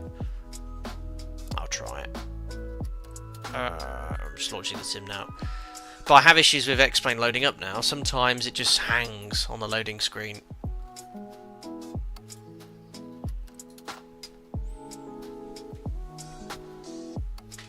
Okay, we'll initialize plugins. Let's see if it sometimes gets stuck on this, and then I have to force quit the sim.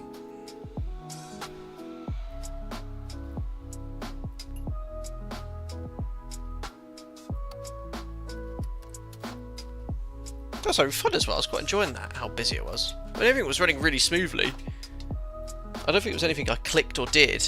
It just crashed. I wasn't manipulating any controls or switches. Yep, so now X-Plane 12, guys, hangs on will initialize plugins. It does this every time, and the only option is to restart the PC. It did this since I've gone out of the beta, and I've got the full version of X-Plane 12. So basically, it gets stuck here on will initialize plugins indefinitely. In fact, what I'll do, I might just quit this and reload X-Plane 12. Usually it works second time round. It's just so annoying. Disable the TDSG in the plugin admin drop-down. Is that for the FlightFactor? Oh, I can't even get into X-Plane, guys. Adrian, if I disable all plugins, does that still happen? I'm not going to go through each one of my individual plugins. I know that's what's suggested, but no, this one it will hang now. Oh my goodness, no, it's loaded in. Oh my goodness, but that took ages. Right, should I try for New Sky reload? I'll try it. Can anyone roughly remember where I crashed? No, no, guys, it's not going to work because I've got the whole aircraft shut down. No, I'm gonna go to Echo November Charlie November, but I am going to take my break. And the only stand I can do is stand 10, I think.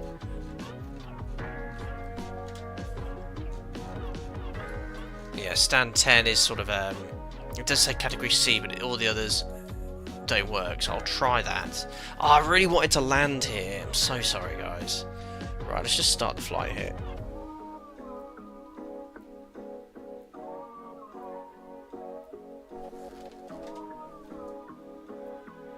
Get back into Charger 60. That's our full autosave, does it? The tow list would have been the perfect aircraft. Alright, guys, what I'm going to do is... oh, it's just crashed the desktop again! Oh, right, guys, I need to chill. I need to get out of here. I'm just going to go to the be right back screen. It's just crashed the desktop. So I'm going to put you in the be right back screen. Try something in the background.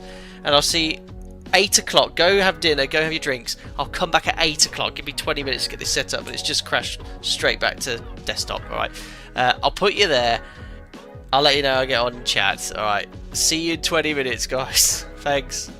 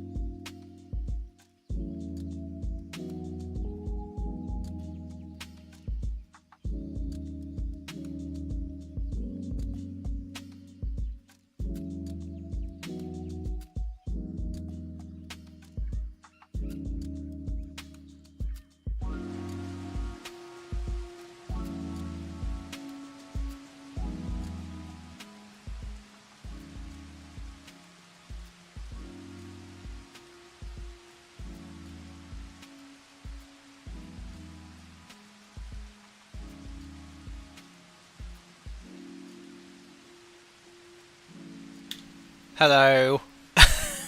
I'm back. My goodness me. Where do I even start? Well, firstly, thank you all very much for your patience. I've got an issue with X-Plane at the moment where it's very unusual. Essentially, if I quit X-Plane 12 or it crashes, it won't reopen. You can open up the application, but it just hangs on will initialize plugins. Now, if you restart your PC, or my PC, or if you turn the PC on for the first time, load in, it loads in perfectly first time, no issue whatsoever, really quickly. So what happened was, obviously it crashed. I went back to try and load up X-Plane 12, just wouldn't open, so I restarted my PC and it loaded up flawlessly, literally no problem at all. So that's the first issue. Secondly, I've just had a little look at the FlightFactor Discord. It looks like the root cause of this issue could be the add-on at the moment, this aircraft, with the latest beta. There's been numerous people reporting issues.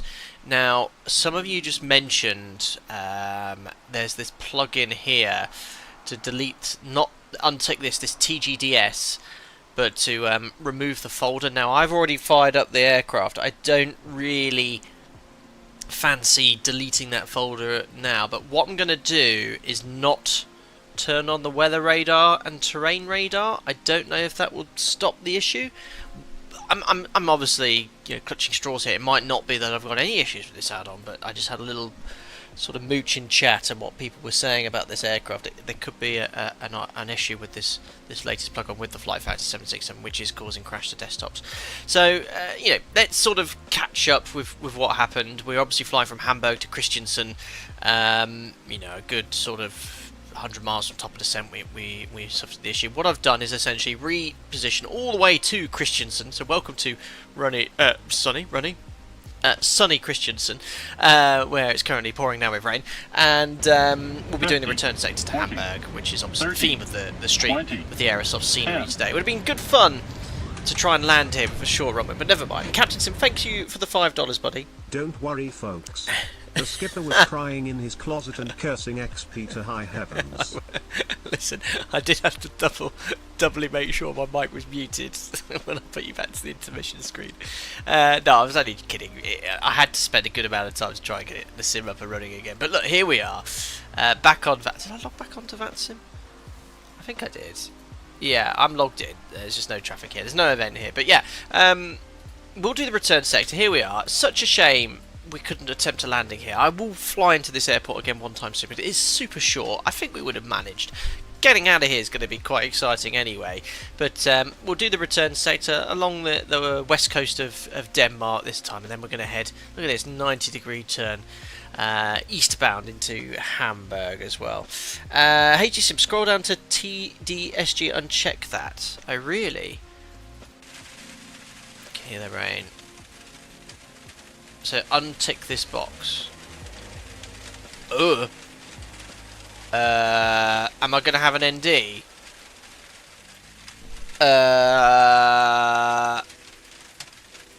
You sure? Oh dear. Actually, so thanks for your suggestion. I might need it for my ND. I think I might avoid using terrain and weather radar though. Untick the box regardless. It worked for me. Also, turn down weather radar and terrain radar brightness so you can see MFD as sometimes it turns black. Okay. Let's get some electrical power onto this aircraft. So, look, completely cold and dark, unfortunately. So, battery on. I don't know if I connected any external power. Options ground. GPU is connected. So, let's get the GPU on the bus. There we are. Okay, so I can. Okay, and this has stopped people's crash to desktops. Ah. And how do I turn the brightness down on the weather radar and terrain? How do I do that? Oh, getting mixed messages. Okay, no sir, don't use anything right now. You risk start over again. Oh, I've got people telling me want to do one thing and someone the other. How do can I get rid of this white box then? Oh, these are I hate it when I'm streaming and I'm having to troubleshoot. I'm here, I'm a pilot, I want to show you how to fly planes, not troubleshoot PC issues. Oh. Alright, is there a way of turning down the brightness then? On the 7.6 displays? So frustrated for you guys watching. I'm so sorry.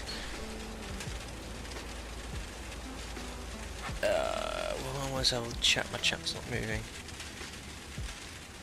Yeah, I don't know, guys. I'm just gonna leave it running. I really don't know if it's gonna fix the issue or not. But anyway, let's do a bit of a panel scan. Nav. It's pouring down with rain here. Your damper's on. We'll turn on the electric engine control. Obviously, this would have been in a turnaround state had we actually completed the flight. But obviously, because I've had to reload the sim, I'm in a cold and dark state. But we'll get the aircraft powered up as soon as possible. We'll start the APU now. That's 6 lights. I don't know if I armed those on the last sector. Engine limiters on. Fuel pumps turn on for the tanks containing fuel. I pre-fueled just before I came back, so we got an extra 30 minutes again for potential thunderstorms en route. Position light on. Window heat. No smoking on. And seatbelt sign on. Pressurization mode selected to auto. That's that 10 o'clock position. That's all configured and set. Auto, auto, auto. Trim air recircs. Auto, auto, auto. Open all the isolation valves. And APU bleed as well. Okie dokie. So that's all configured. And to stop that ATC chatter, I had to turn down. It was that VHFR, wasn't it? There we are. Perfect. Yes, to prevent that, turn down the weather radar and train radar brightness. Change your setting to full screen and black. Full screen and back. Yeah, but I can't find the brightness control, so I wouldn't know where it is. What I'll do is keep the. I'm going to leave, guys. Non-stop. I'm going to keep the weather radar and terrain radar off, though. Okay, I'm not going to use HSI brightness. Is probably here, but look, we'll. I'll try one more thing because I think I found the brightness. No, I'm clutching straws here. I don't know if I'm presuming this is the issue I had. It might not have been the issue I had. Okay, good. Alright, we left it unplugged and we've got that tick off. Okay, and we won't use weather radar and terrain. Alright, so hopefully no issues with the add-on. Okie dokie. So, there's no ATC here. There's multiple centres online, but whether they're providing ATC here, that's the big question with that sim. You can not always tell. Let's have a look here if I select ATC. No, we're in an uncontrolled area. That's probably good in a way. So airport, definitely runway 21 for departure. And it's 2007 light rain scattered 400. It's a horrible day. So runway QDM's 212. And it's an RNAV sit, so we'll just leave it all on 212 and 6,000 feet. We'll imagine we have our clearance. So 6,000 feet, 212.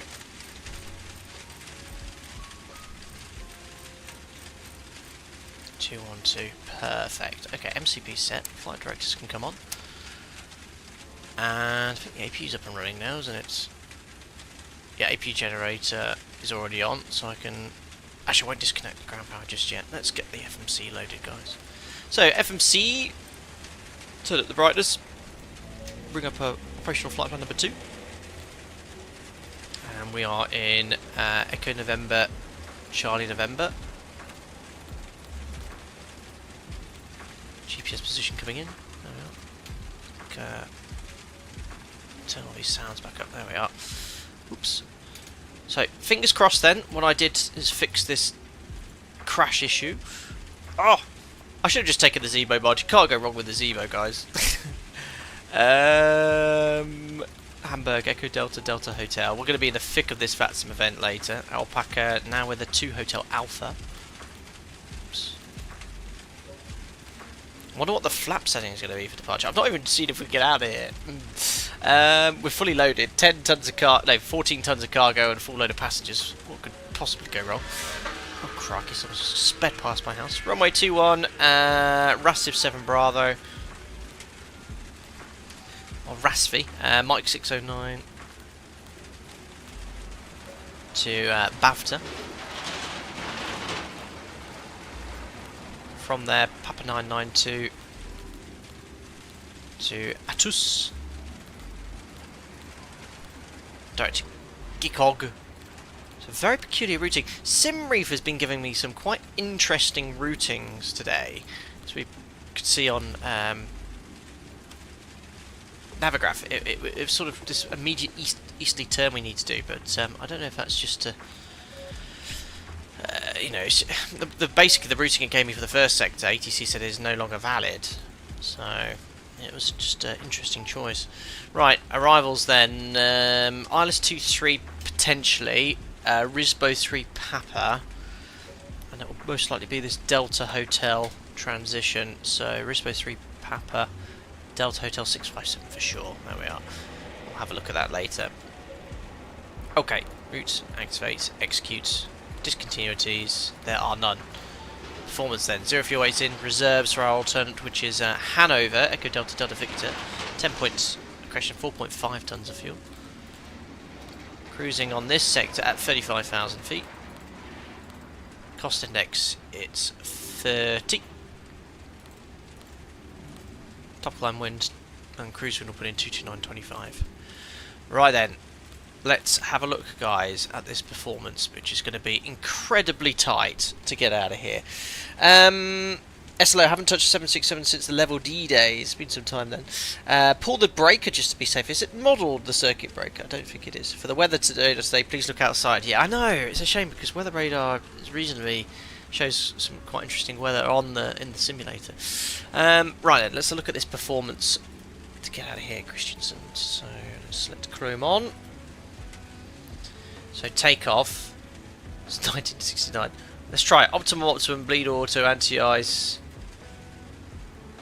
Off 14 degrees. Calculate. It's come up with something. Ooh, flap 15 with a D-rated takeoff. Really? Oh, look at those V speeds, though, super low. Alright, let's do it. So, flap 15. So, higher flap setting for shorter runway. It is D-rated takeoff, so not TO1 or TO2. So, it is this one. 47. CG's in. 1.9. That's very low. Alright, well, it's in the green band. Toga, it said SLO. I think I trust the performance. I trust the numbers. 1.9 set. Speeds though 128. You're actually quite close. 128, 137, 144. Alrighty. Performance is done. We'll be using every inch. And I must remember to press thrust for the next takeoff. Alright. Panel scans all good up here. Can disconnect the external power now. Oh, the screen's blinking. Turn up the brightness of the panels. How do I turn up the MCP brightness? Not sure. Oh no, I need to turn down Jim's display. There we are. Okay, excuse me. Oh, that's where the minimums selector is. Oh, I can hear a jet. Ah, an alpaca. Oh, it's the OG FlightFactor Sim alpaca livery. That is cool. Sorry, I would have been right behind you on this approach. But you trust the numbers, but ready to fire. Absolutely. Performance calculator for CF6 engines. What? Oh yeah, well spotted. Oh dear.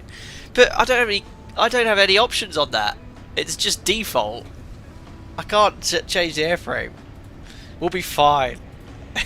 We'll be fine. We'll be fine, guys. Oh, that would have been the same in the last sector as well. Okay, I think we're almost ready to go.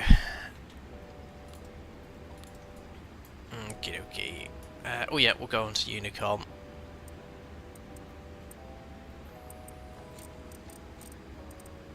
Okay, perfect. Unicom's on. Obviously we're not going to use the weather radar, but I will put it onto turb, and that's all set. So little briefing for you guys. Tiny, tight apron. We're going to push back here and depart off runway 21, which requires backtrack. So we're going to do a sort of push to face north, Taxi to Charlie, make sure no one's on short final, and then line up backtrack runway 21 for that departure. And then we're going to be flying the RASV 7 Bravo, which is in the FMC. Basically, Charlie November 51, 230 knots. And then a left turn heading south to Eskil, and then 167 to RASV. Stop altitude 5,000 feet, so we'll set that on the MCP. There we go, and we'll level off there to start with. Cool! Wrong. That made me jump. I don't know if that made anyone else in chat. My G4 button's next to my G5 music for the replay. Right! Alright. Let's get the better pushback connected. Ground to cockpit. Poe is driving up. Alright, cool. Let's get everything disconnected as well. So, remove all. Aeroplane. Close all. Okay. Nice little 320 there. Nothing compared to my big boy plane. Oh my gosh, the tug's on the roof. There we go.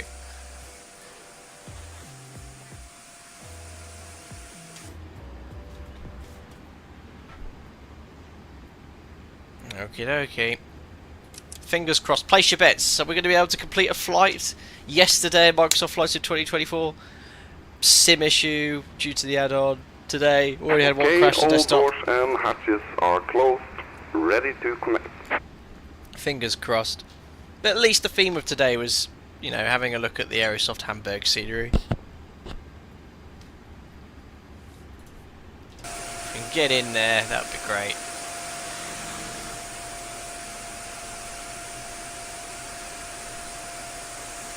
I would have landed here no problemo.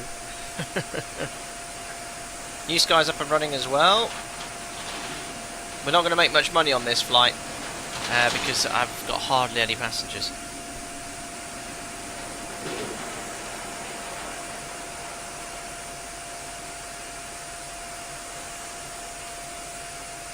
Now being lifted up. Alrighty. Ground to cockpit, please show me where you want to go. Interesting, it's really tight apron here. Maybe... Let me try and design something... Yeah, I think it's... Can't make it too tight. Something like... Yeah, it's not happy to make it too tight. There we are. I don't think that chap's going to push back anytime soon, so we'll do something like... that. No, that's not working now. So connected and bypass pin insert. Okay. Release parking brake. Packs off. Beacon on. Parking brake. Released. Transponder. Starting pushback, and you may start engines. Great. Okay. Here we go, ladies and gentlemen. Josiah Place. No, that's not your fault at all. It wouldn't make any difference as to where you parked. It's just a very tight apron. Alrighty, come on, 7-6. Take me to Hamburg.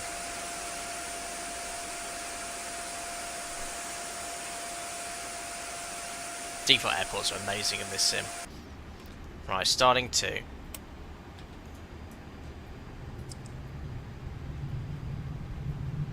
Okay. N2. All pressure.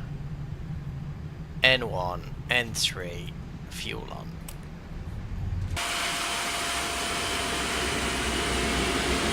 Very nice.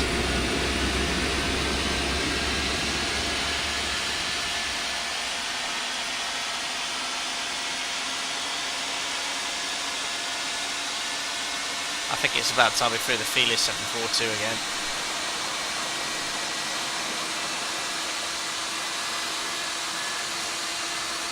Tugs crashing into package cars, they're so loud. Starting engine 1.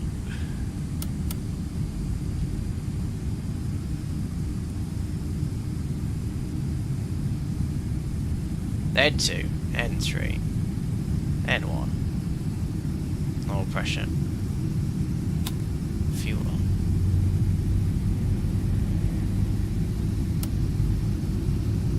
It starts a little bit too quick.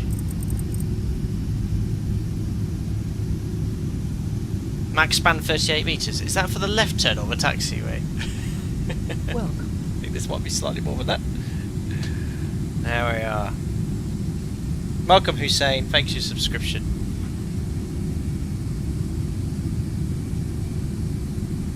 Oh my goodness me, where are we going? Ooh. But hey. There we are. Guys, we might reach 98,000 subscribers today stream. We're on 97,988. Ah, where are we going? Whoa. Before taxi plane. Generators on. APU's off. Star switches, probes. Anti-ice not Operation required. complete. Packs. Set parking brake. Set. Flaps 15. Disconnecting cow.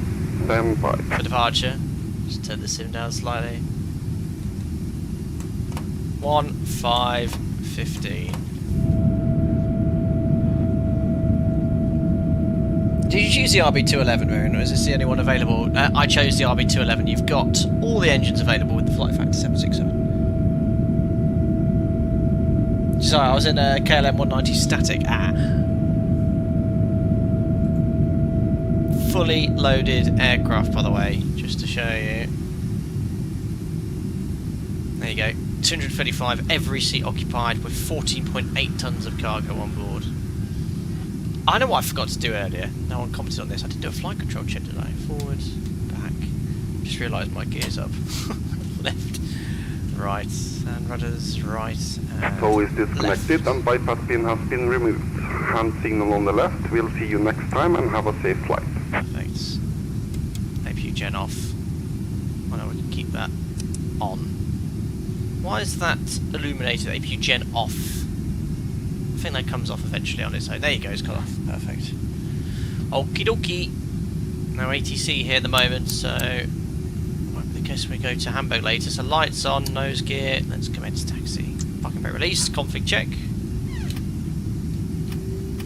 No config warning horn. Let's go back to Hamburg, guys.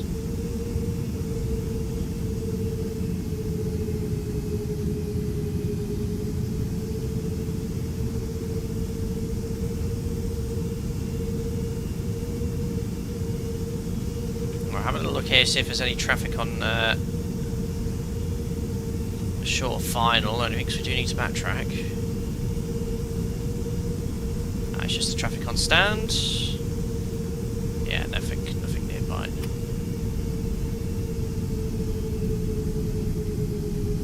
Cool. Kristiansand traffic, it's Alpaca 2 Hotel Alpha's backtrack and take off runway 21.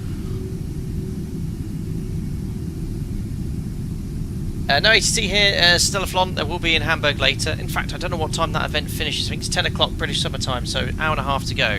So hopefully we'll still be in the thick of it. Certainly was busy leaving earlier.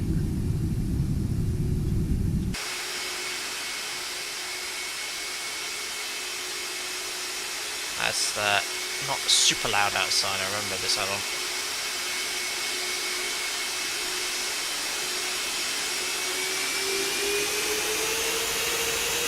Look at all the water blast, that's awesome.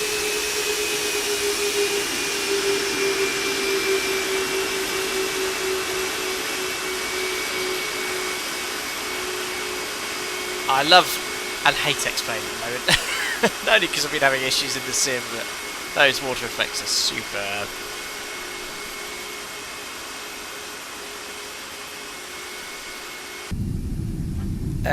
Finish at 2200 Central Eastern. Oh my goodness me.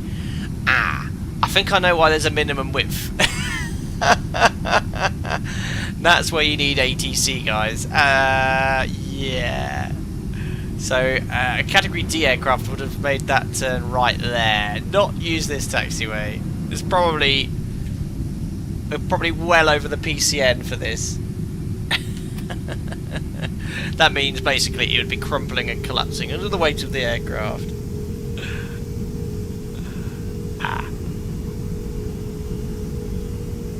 Oh yes, look, maximum span 24 metres. I couldn't even bring my 7.3 down here, but if you have a look carefully, my main gear is on the tarmac. Yeah, all good.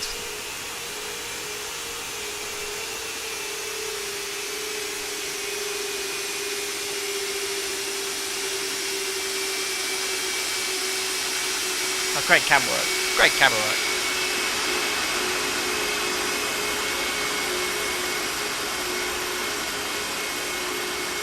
Oh yeah, try not to have a runway excursion though. Oh, what's awfully done to this runway? My goodness me. Oh, a nice little up ramp. Uh-oh. Someone says, check your radio. I didn't hear you. 122.8. Oh, yeah.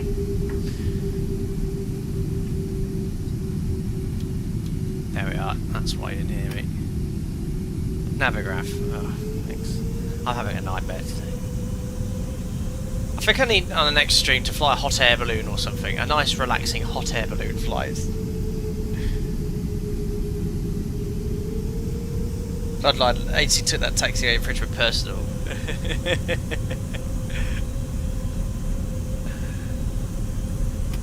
I have to say, the sim looks spectacular.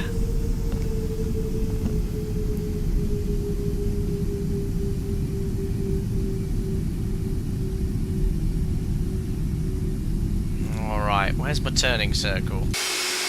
There isn't one. Oh, there's a little one. Okay. Oh crap, what's the QNH here? I'll set that over. 1007. Oh, all good.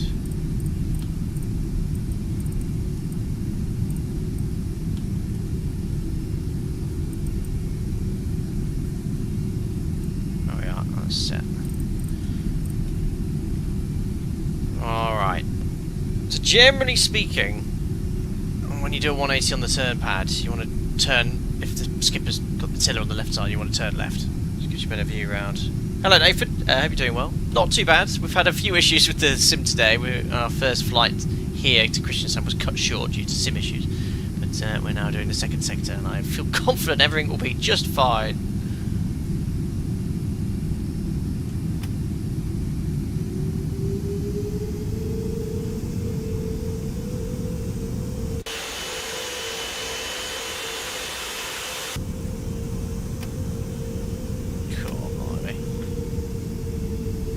Must use every metre of runway today. I will tidy up my lineup though. Okay. I might hold up the brakes to start.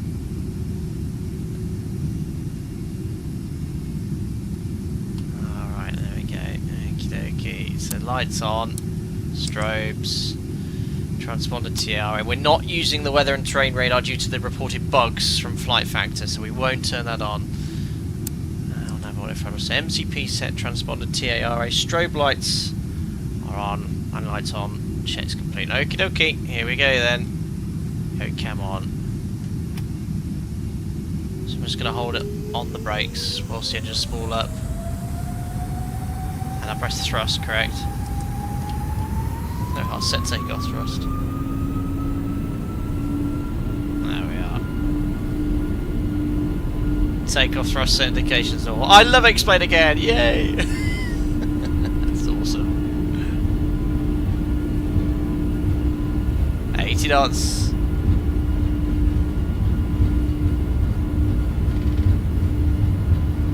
Loads of room. V1. Rotate. Oh, I could have landed again. Don't sink. Ah! Thanks, CGPWS. Positive climb, gear up. God, the flight directors are so sensitive. Whoa. I'm not pitching above 20. Enough speed. No buzzy RBs. Okay, flat 5. Oh, steady, flat 1. The flight director is super sensitive, at least it's nicely in trim here. And flaps up. Whoa, I lost a lot of lift with the flap retraction there. Wow, I had to really increase back pressure there. Whoa, look at it accelerate. Look at that nose up. Over speed. Vertical speed.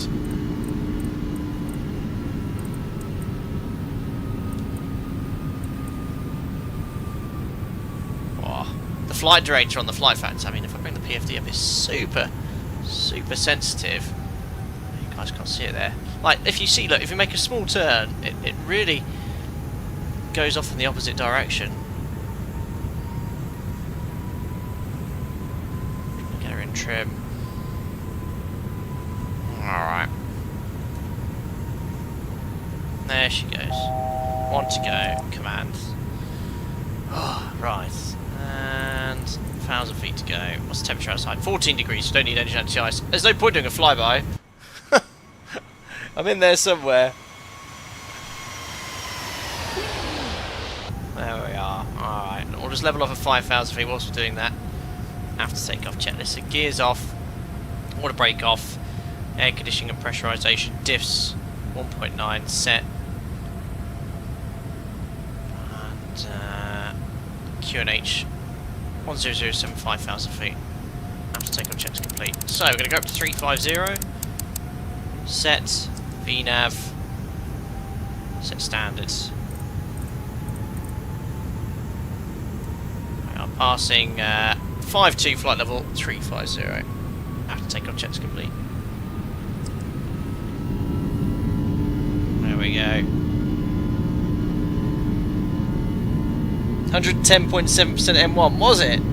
I think throttle hold engaged might have added a little bit more thrust. Ugh, it's not very nice here. Alright, well, sector number 2 is underway. So far, so good.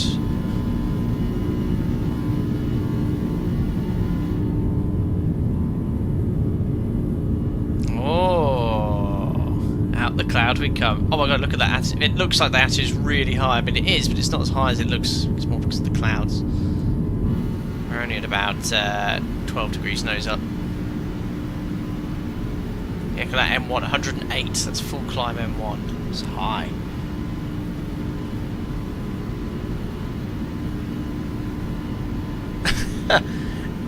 Stealthalon is describing the external environment as soupy, but now as made it look, or we commented that it's bisque or chowder. Passing 100 for 350 pre-cruise check. So fuel, all the pumps are on. 11.1. Lights coming off. APU's off. Pressurization diffs 3.2. Altitude climb is set. Velocity water, there we are, check is complete. 13 degrees outside.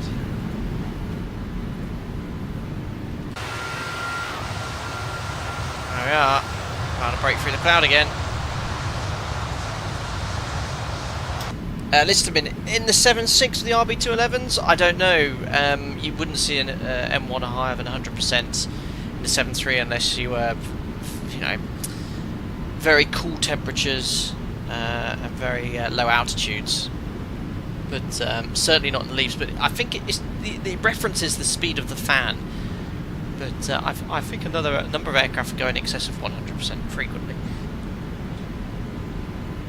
There we are. Look, just broke out the cloud. Very nice. Why is that in percentage anyway, not RPM? Well, the RPM would be in the tens of thousands, so it would be not really a useful figure. CTA. 2039 Zulu, so just under an hour, guys, into Hamburg.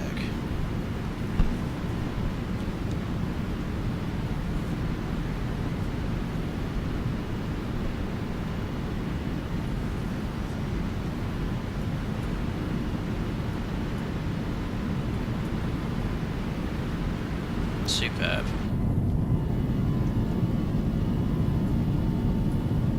Look at that.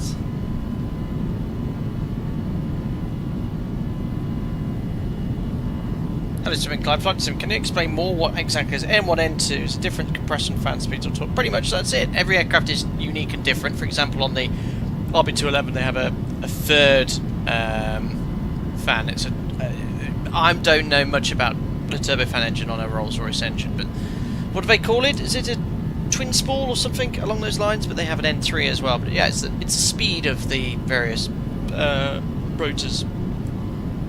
Okay, and then the turbines in the engine. Almost 70 arrivals to Hamburg. I'm one of them. Are you joining Josiah Plays, or are you still turning around in Kristiansand?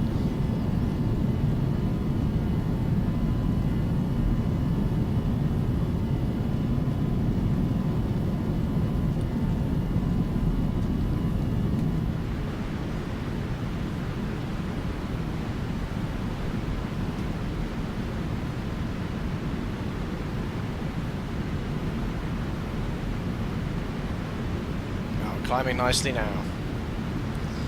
So once we get to top of climate, shouldn't take too long at this gross weight, we'll start again setting up for the approach into Hamburg. I wonder if we'll have as many frequency changes as we did on the way out. What was it, like 20? It was an obscene amount.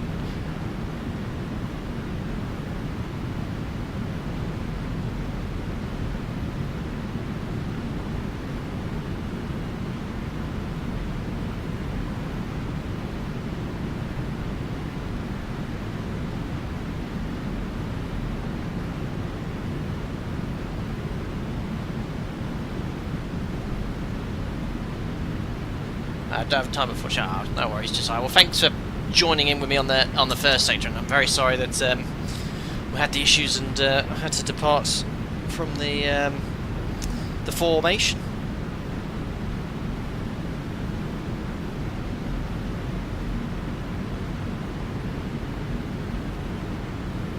Nathan's got a very good explanation there regarding N1.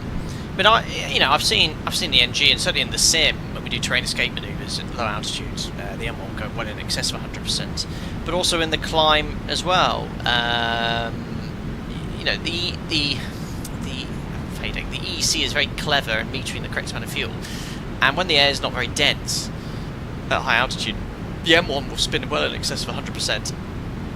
But obviously the amount of thrust that's coming out of the engine is significantly less than it would be at sea level. Now that sort of M1 at sea level is probably going to start overheating things and put more stress onto the various elements of the engine. Cheers, Josiah Plays. Fingers crossed, fingers crossed.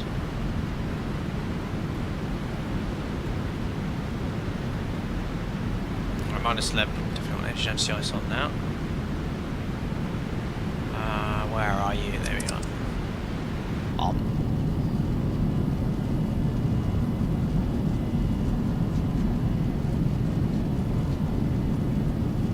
Okay, we're approaching Danish airspace soon.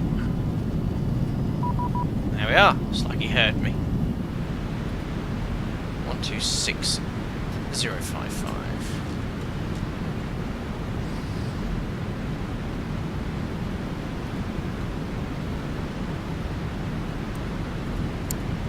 Over we go. Turn the sim down here slightly as well. It's all very loud. Who's this I'm talking to as well? Danish Centre, Echo Kilo Delta Kilo.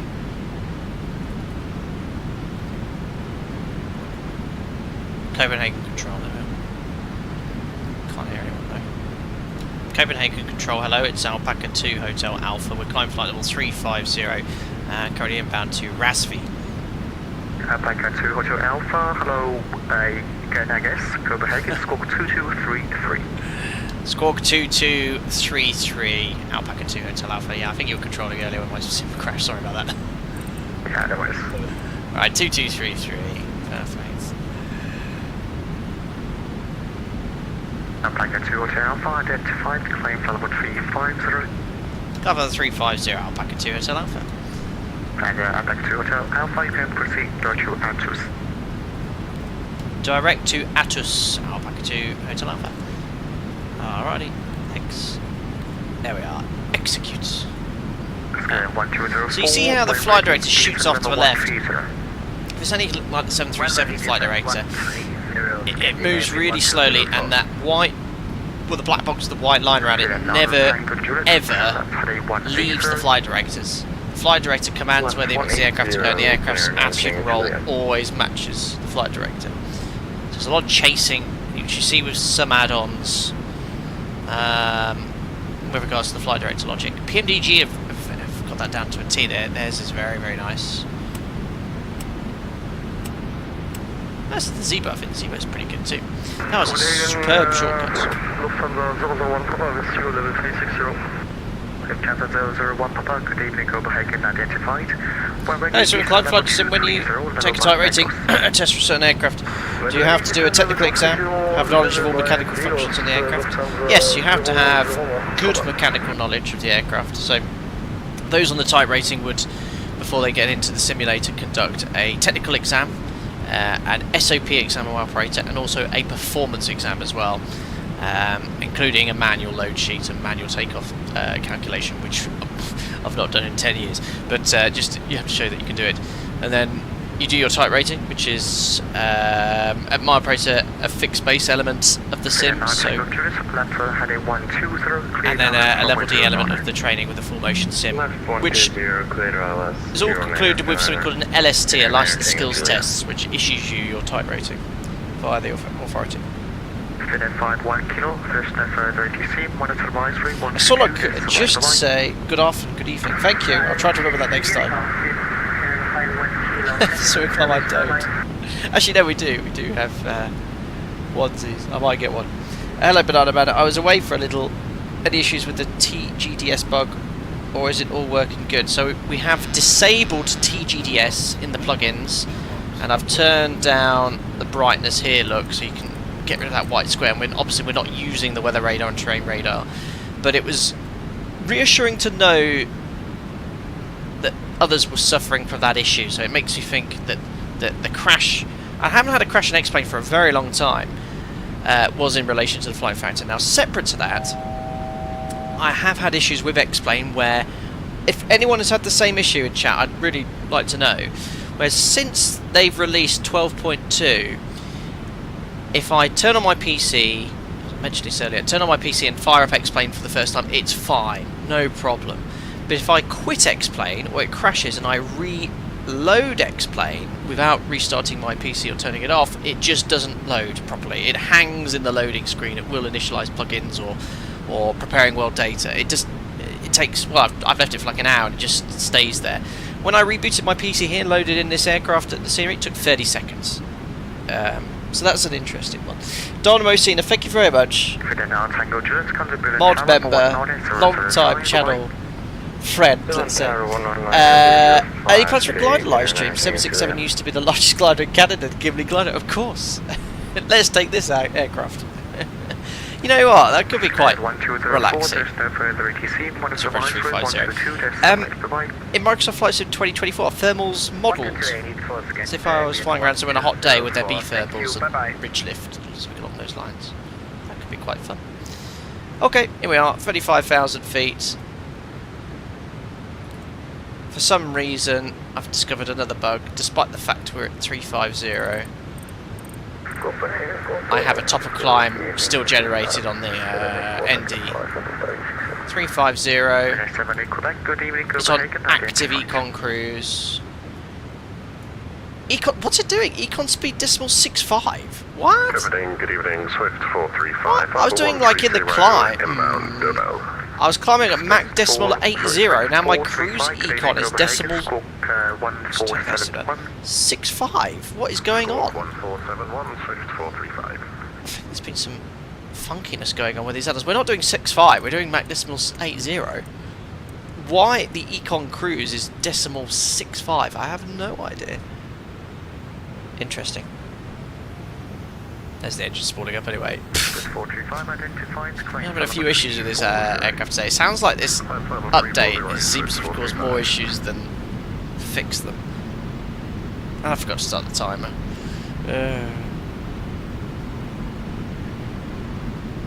Vlad, yes, we use an acronym very similar to DOTA. The decision-making process, basically. Right, no crazy sound, because decimal 6.5, yeah, it'll be quicker to walk.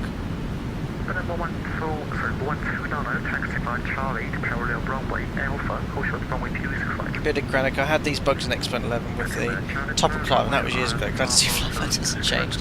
Well, the 777 is certainly very nice, but yeah, that was a bit weird. No way the real aircraft would climb at decimal 80 and then have an econ cruise of decimal 64, whatever it was. It would be the same. But we're accelerating nicely. You can see the ground speed rapidly increasing. But the top of climb is still showing. Maybe that's what caused the bug earlier, I don't know. Or the crash, sorry. We'll find out if we approach top of descent. If it crashes again, I'm pretty sure it'll be the aircraft. Look at that.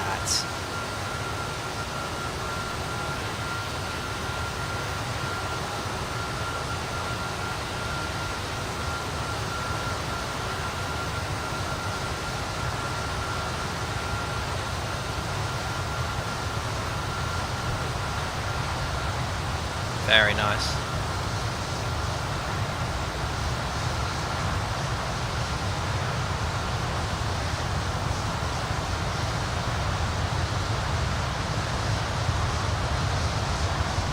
Does look good.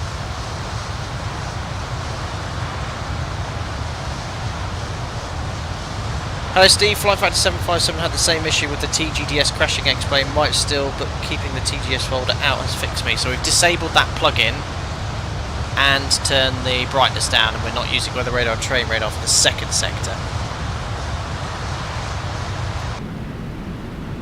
Nathan, worth recycling cruise out to 360 and back to 35 to try and reset active VNAV stage. Let's have a look. I mean, what I'm going to do is press this. Do you know about any holding expected at Hamburg? I can see some really vectors, but I'm not sure how long. Yeah, look, it's still commanding decimal 652. That's ridiculous.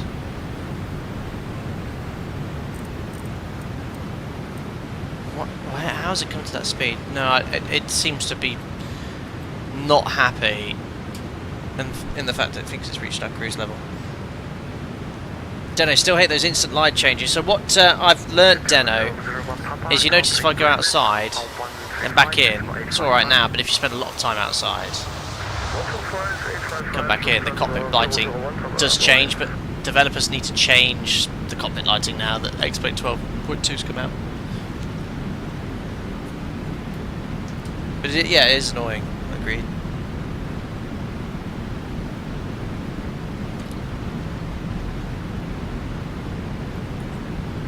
Yeah, I've got 3.5 here. We're at 3.5. Not sure. Okay. Right, top of descent anyways, 80 miles away. Let's start setting up for this approach. So, descent page. There's no forecast winds to put in, unfortunately. Hopefully they'll change that in an update. Eventually we're going to get ourselves to Ribso. So it's a massive, Ostor Ribso. It's going to be a huge turn there from south to 092, 90-degree turn. Very unusual routing. Let's look through this star then. So, weather, network, ATIS, VATSIM. So this says radar vectors for landing runway 23, taking off on runway 33, passing 2,000 feet contact Bremen radar. So not affecting us because we're obviously arriving in. So expecting ILS 23 guys.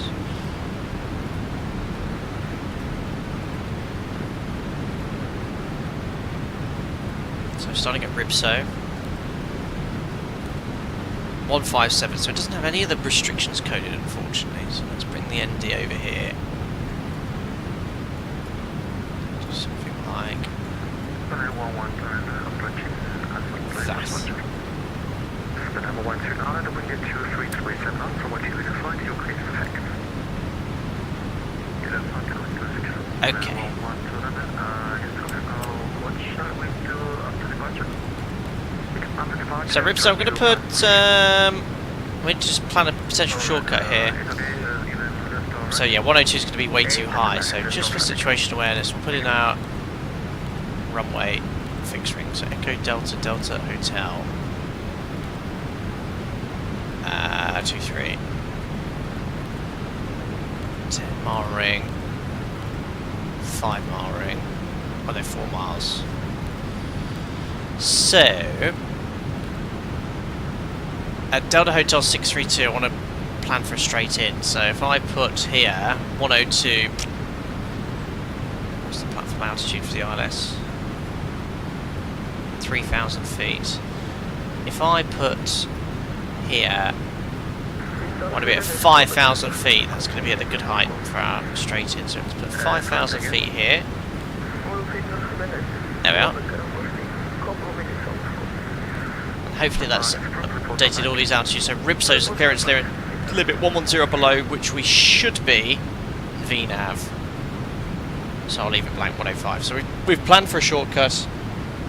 Happy days. And the rest is all coded. Ribso, Delta Hotel 620-632.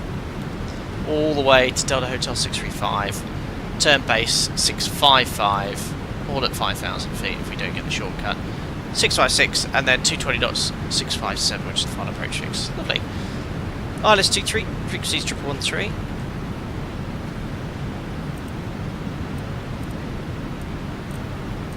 Course is 226. And the minimum's ILS cap 1262. Set the decision height to 220 so we get the call out. Or put the exact height 219. Basically, we're going to come straight in via Delta Hotel 657, all vectors. MSA no issue, 2,200, elevation's low.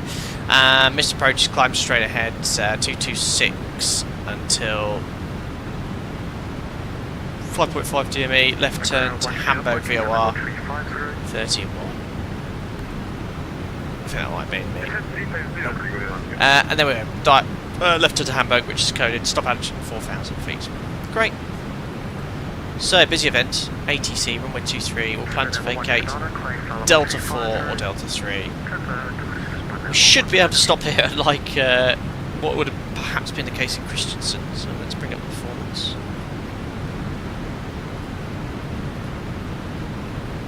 Only default available. So flat 30, takeoff weight, took a bit extra, I'm going to put that 133, let's put it as 136, to be very conservative. Flap 30, full flaps, then reverse credit, yes. Wet 27010. Calculate. So that's fine. Factored 2856, actuals 2266. All legal.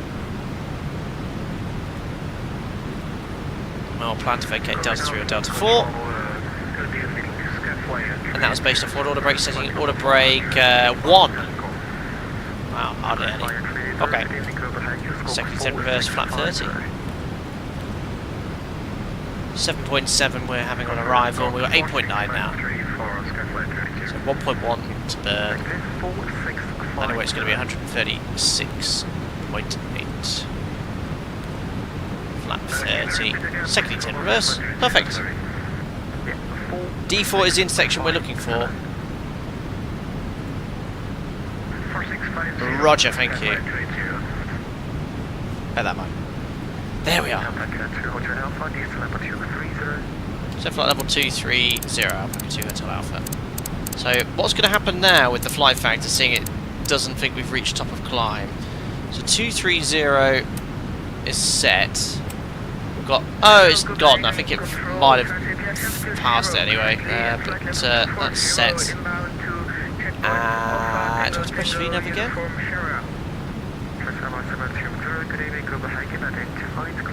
VNAV path. Well, we'll decel to the oh, it's gone back to 652 again. Oh, you know what, I'm just going to go vertical speed of 1,000 feet. There we are. Halfway probably arriving to top of descent. I'm not doing 218 knots, I'm doing 280 knots in the descent.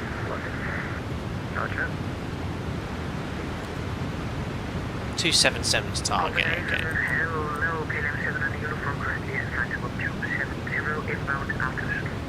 And Nathan, are you allowed to input your own altitude speed restrictions into the FMS provided they obey the charted restrictions? Absolutely. And is that common practice all the way just to optimise descent planning? That is exactly what we do every single day, Nathan. So long as your altitude complies or is within a restriction, that's fine. So for example, that Ribso one, no, we can't really modify that one, but but we can put anything we want so long as it's above 4,000 and 110, and that again is to optimise descent planning. And it's very common in a lot of airports in Europe now with point merge arrivals. VNAV thinks we're doing the entire thing. We have to leave that in the FMC, because obviously if we plan a shortcut and we don't get it, the aircraft's obviously not the route is cleared. So we always put the exact routing in until we get vectors or a direct. And I've put in here 5,000 feet. Essentially, VNAV's going to command me a descent profile to be at 5,000 at that point to accommodate a potential shortcut. If it looks like you're not going to get that shortcut, you can start, using VS and shallow off your descent to make it a little bit more efficient. But generally speaking, most airports will give you a shortcut. Depends how busy it is.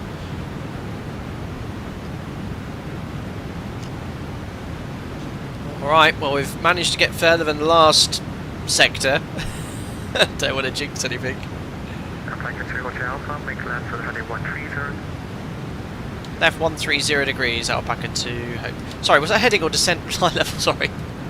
Yeah, it's a heading 130. Heading 130 degrees, Alpaca 2, Hotel Alpha. I was like, heading or altitude? Heading select.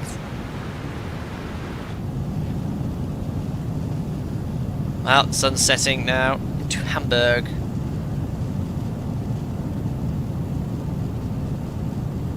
Those evening clouds look gorgeous. Very nice indeed.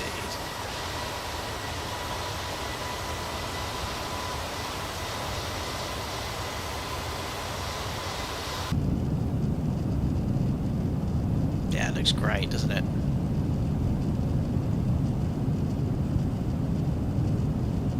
You can see the ailerons move when we turn. Or the flapper on even.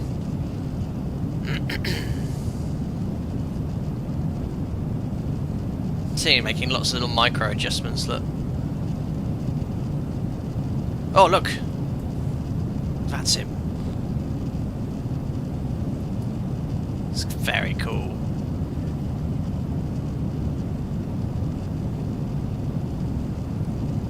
Imagine if Wilbur and Orville Wright could see all this.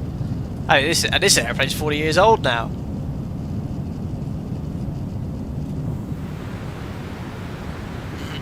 Anyway, look, my heading 160 degrees. Alpaca 2 Hotel Alpha.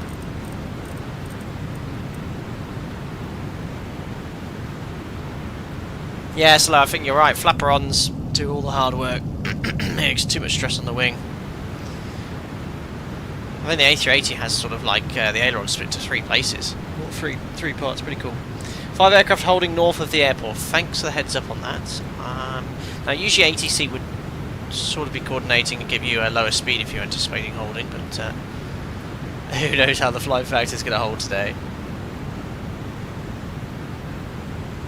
Deep fish this day and age makes no difference. I'm not a recruiter though, so as far as I'm concerned though, maybe when I did my flight training there was a preference over integrated over modular, certainly prior to my flight training 15 years ago, but nowadays you finish with the same license. Alpaca 2 Hotel Alpha, thanks for the cooperation, direct to GICOG on navigation. No problem, and direct to GICOG, Alpaca 2 Hotel Alpha. Excuse, now I'm available. Alpaca 2 Hotel Alpha is able to reach flight level 230 by GICOG. And so maintain flight level 230 by GICOG, Alpaca 2 Hotel Alpha. So let's go level change. And when you get these sort of descent restrictions, you can put them in the FMC, obviously, and VNAV will give you a command. But what we'll do is just go level change. Aircraft's now pitching for a speed, and just see where the altitude prediction bar is. If it's going to be on GICOG. Not quite. We can use a little bit of speed brake to help out ATC, though, if needed. Oh, I need to get some cockpit lighting in here. Where's all the lighting for this aircraft? All the lighting. Still dark. Yeah, we're just about going to make that restriction. FMC message, enable cruise altitude. And JTI's coming on. Where are you? There you go. Just very dark. SLMS another option. Increase target speed, absolutely. Looks like we're going to make that restriction anyway. Contact Air 2 Hotel Alpha, Cockpit breathing 126.325. Enjoy the rest of the stream. Bye bye. Thank you, 126325. Alpha to Hotel Alpha. Goodbye. Good day, 78 What did I do that? I don't know what I did there. I've gone into some weird camera view. What camera view is this? I don't even know how I got into that. I think I knocked something on my controller. That's weird. Radar, good evening. It's Alpaca 2 Hotel Alpha. Setting flight level 230 to be level at Gikog. Alpaca 2 Hotel Alpha, going to identified. Descent level 140 in for hotel. Expect delays. Right now looks like 15-20 minute tops. So flight level 140 is copied. Thanks, Alpaca 2 Hotel Alpha. And we'll start reducing speed after Gikog. Yeah, you can maintain minimum clean. Okay. Alpaca 2 Hotel Alpha, direct to Rips, so just and hold the Rips as published. Direct to Ribso and hold as published. Alpaca 2 Hotel Alpha. Alrighty. So minimum clean. So this is, I think it's a bit of a lazy modelling for FlightFactor. If you go level change bug speed, it sort of just levels off to 100 feet per minute. I think in reality, the aircraft does a little bit more of a descent, but yeah, I don't know. So Ribso in. And hold. It's not promising. Great. I can't hold. Come on, FlightFactor. You charge $80 for this add-on? Manual hold it is.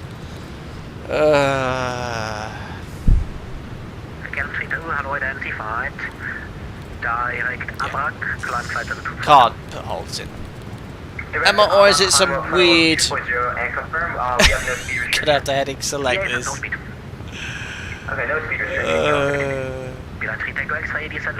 Where's my holding calculator? I've got too long since I've had to do a manual entry hold. Right, coming in from the north. It's going to be not a direct, it's going to be a parallel entry from this heading. If you pick Rupsol from hold page, good thinking, Batman. This is the whole page though. Ah! Oh, you saved me a headache. You saved me a whole world of pain.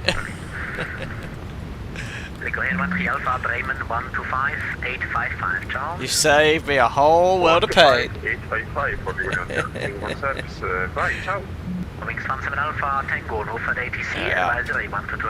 We're all good. We can relax. Yeah, what did I do before then? And I take it back. So it was on the legs page. Press hold and it wouldn't let me. It wouldn't let me type it in there, would it?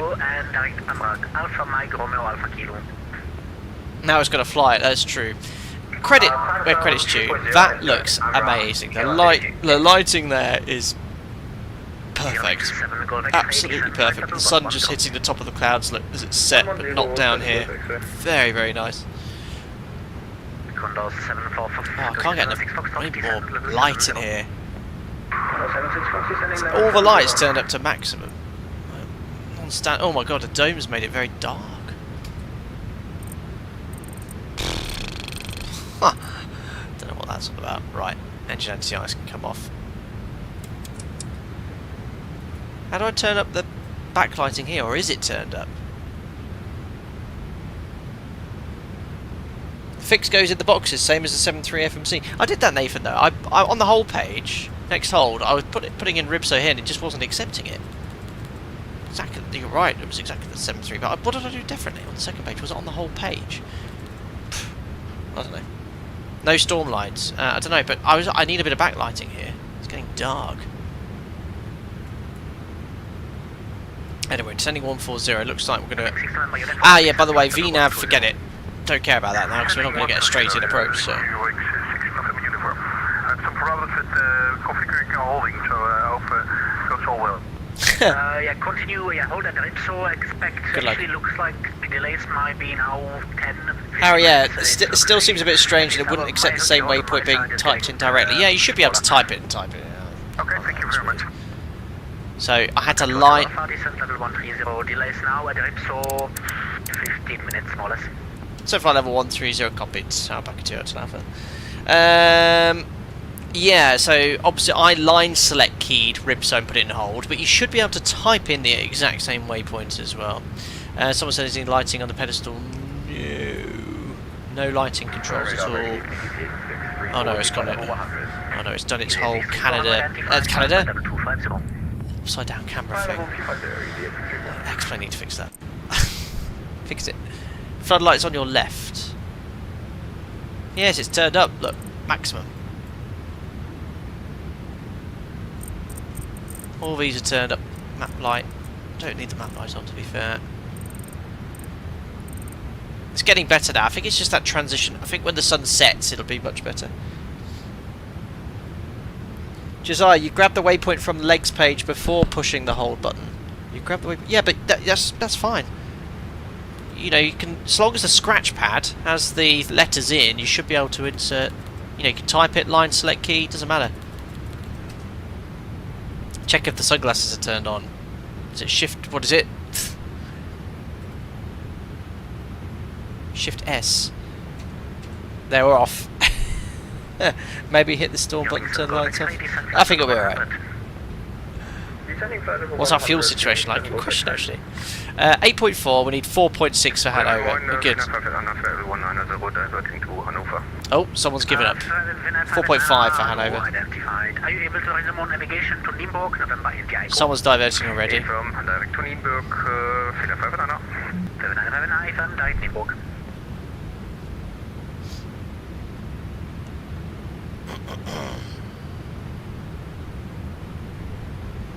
Wechseln go next call arrival 120.540, ciao. 120.540, Dankeschön, ciao, 7 go wechsel. Alright, approaching flight level. Good tour, for information, you are now number 3 in the hold. Was that for me? Packet Hotel Alpha for info, you are number 3 in the hold. Copy down, Packet Hotel Alpha. Forget. Condensate 6 Foxtrot descent light overhead, not storm. Oh, lighting. This one. Light OVRD. This one. It's turned up. All lights on. Maximum. There's a dome light up here, I think. Oh, this one. Nah, it makes all the gauges. It's worse. So the gauge is really dark. But you wouldn't have that on in flight. It's your dome, you brighten your burn your eyeballs out. Easy 8634, call arrival, connect Maastricht 129. That'll be off. I think when it gets dark, look, it's getting darker and it's actually looking more realistic now. I think it's just that transition with the light, the sun setting. 589, no speed restrictions and descent level 150. No speed restrictions, level 150, Feder 589, danke. Beautiful. Member uniform, descent flight level 110. Descent 110, you're reaching Hamburg. Oh, now what's happened to the cockpit? Now it looks all blue and frigid. Oh, there we go. Adam said I did flight yesterday where I took off near the maximum takeoff weight but had stronger than expected tailwinds. So when I arrived I was above max anyway. What do you do in that situation? You hold and burn off that fuel.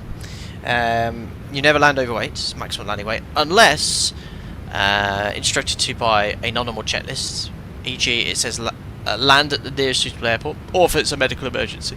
But in the case of the 737, you can land above max landing weight. I think for the wide-body jets, you'd need to dump fuel.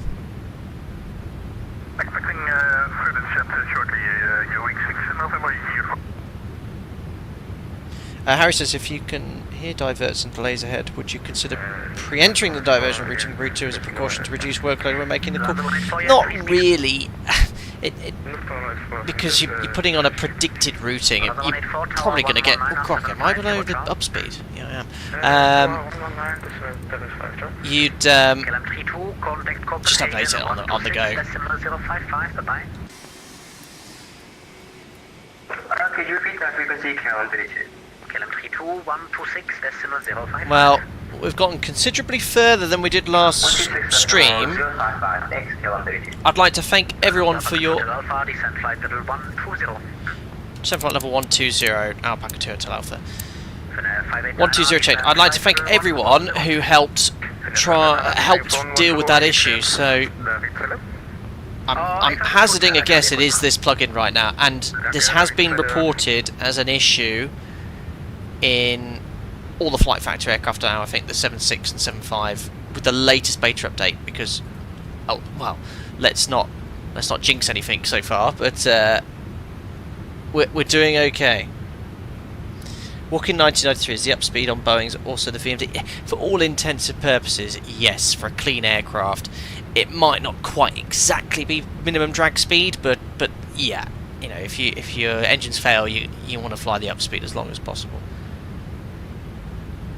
But yeah, thank you so much for everyone that helped with that, because that was when that crashed and I couldn't get X-Plane reloaded. Oh, that was... Whew.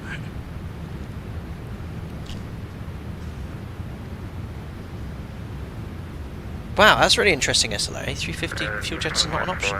Maybe they can land above max anyway. Anyway, approaching the hold at Ribso.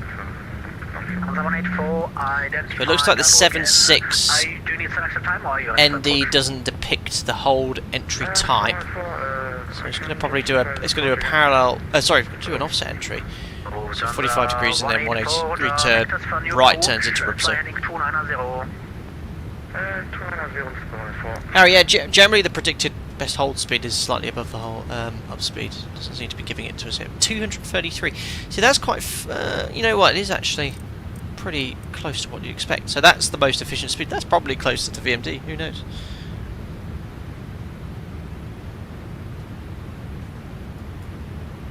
So he did. Hotel Alpha actually may hold at level 130 as medium traffic below for due to wake turbulence.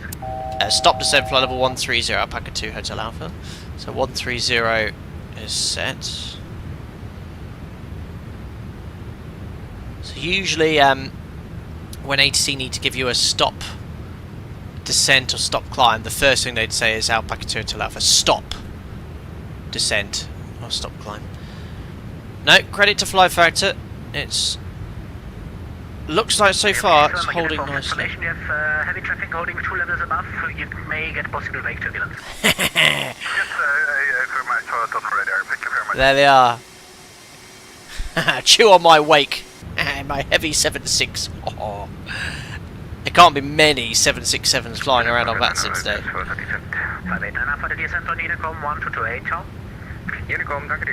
Possibly SLO, that's a good point. Yeah, now the lighting in the cockpit is improving. Yeah, I want the backlighting for the instruments to be a little bit brighter.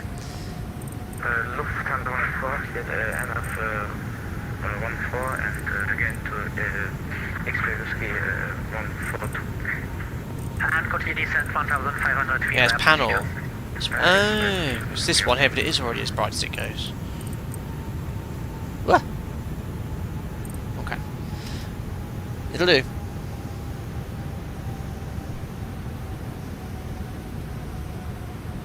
Alrighty, who have we got in the hold here with us then? Okay, a couple of other aircraft. It's busy. Great. Wow. Well, I took excuse me. I took 30 minutes extra fuel for this. 30 minutes. And there we are in the 7.6, holding at Ribso.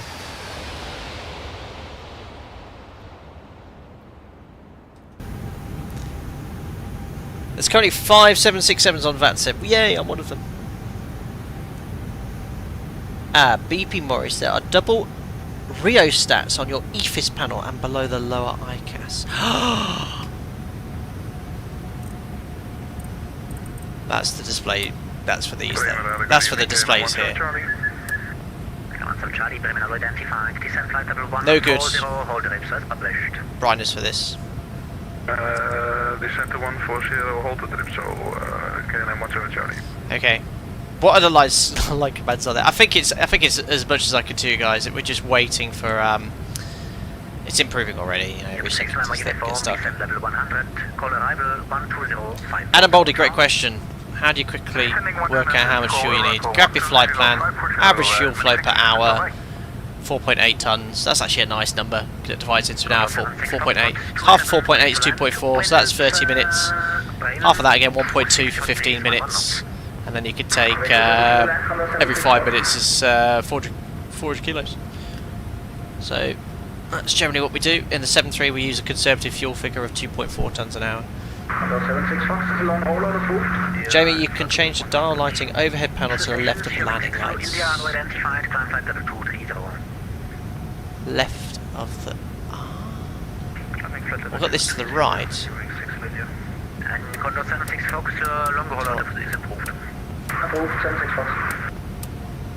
I think that's done something, slightly. These are all turned up, I think, aren't they? These are all on maximum. Nice hold entry, okay. Oh, well, I thought I was going to be doing this manually at one point. Where's the other aircraft holding? Can't really see them in and out of cloud, annoyingly. +7.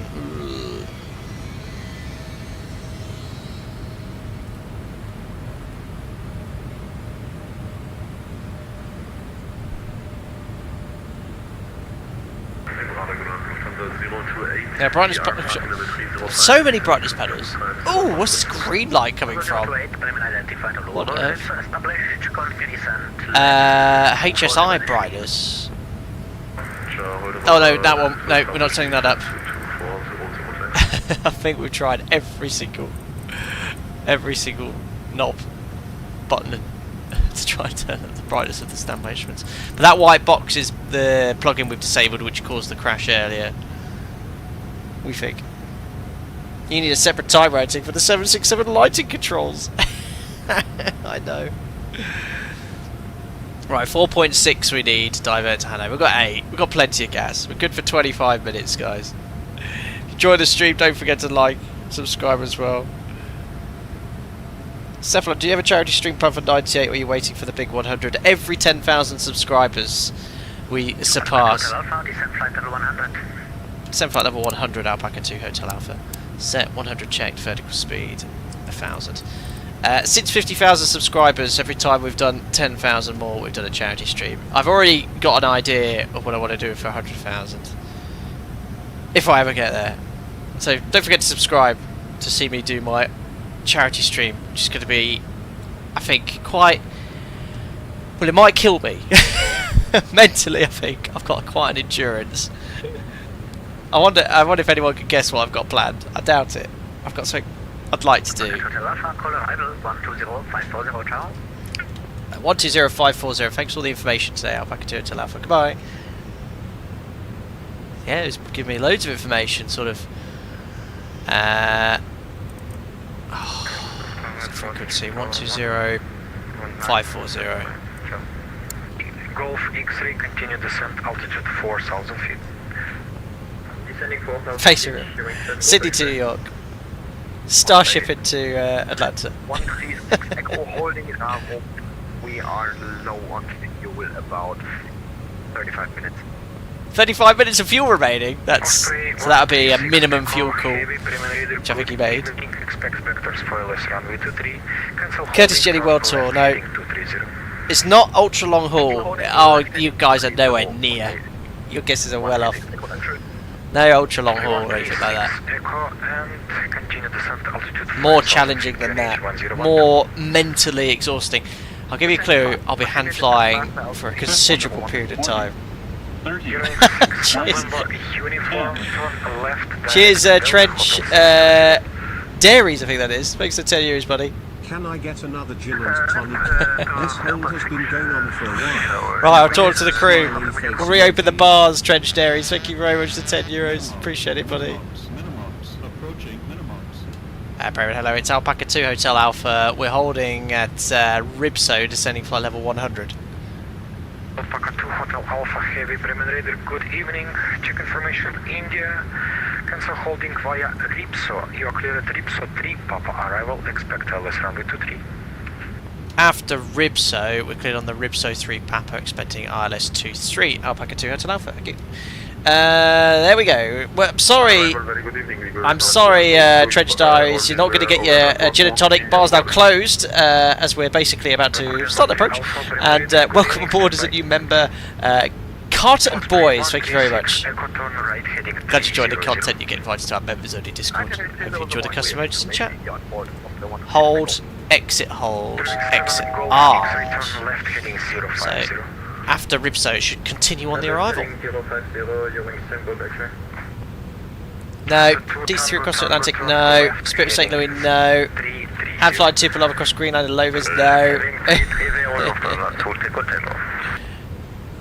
13 Alpha, Bremen Raider, good evening. Cancel holding, turn right, heading 240.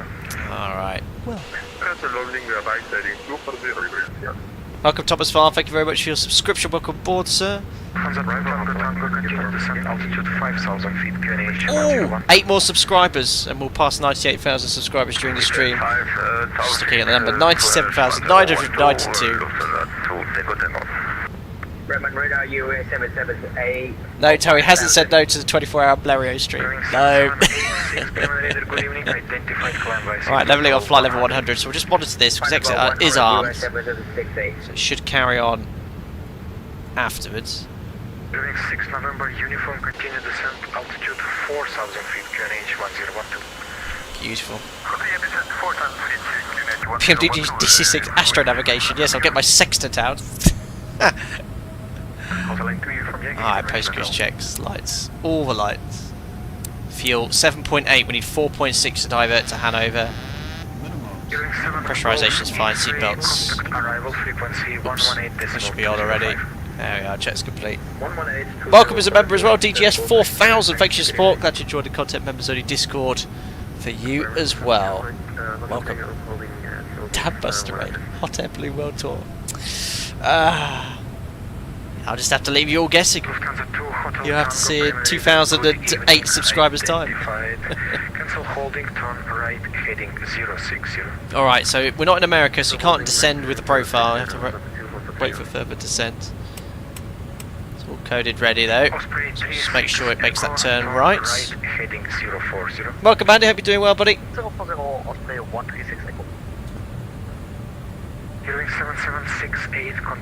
Heli flight, I've done loads of heli flights, kids. Actually, I've not done loads. I've done about 3 or 4 streams in helicopters. Hand flown delivery flight without order pilot. No. Descent flight level 70, Alpaca 2 Hotel Alpha. Good, it's exited the hold. And we're pretty much on path, look. So we're going to go flight level change. I'm not sure if we're going to get a shortcut or fly a considerable length of this arrival.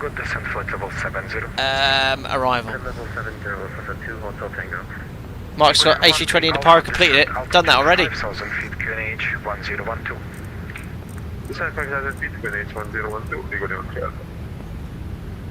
Alrighty, down we go.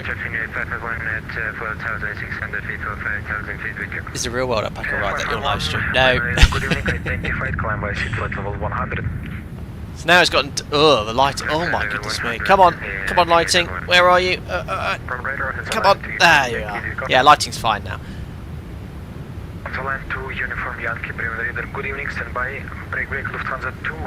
Vlad, what was the worst in real life found you've had? Gear not retracting after takeoff. That's probably the most worst problem I had.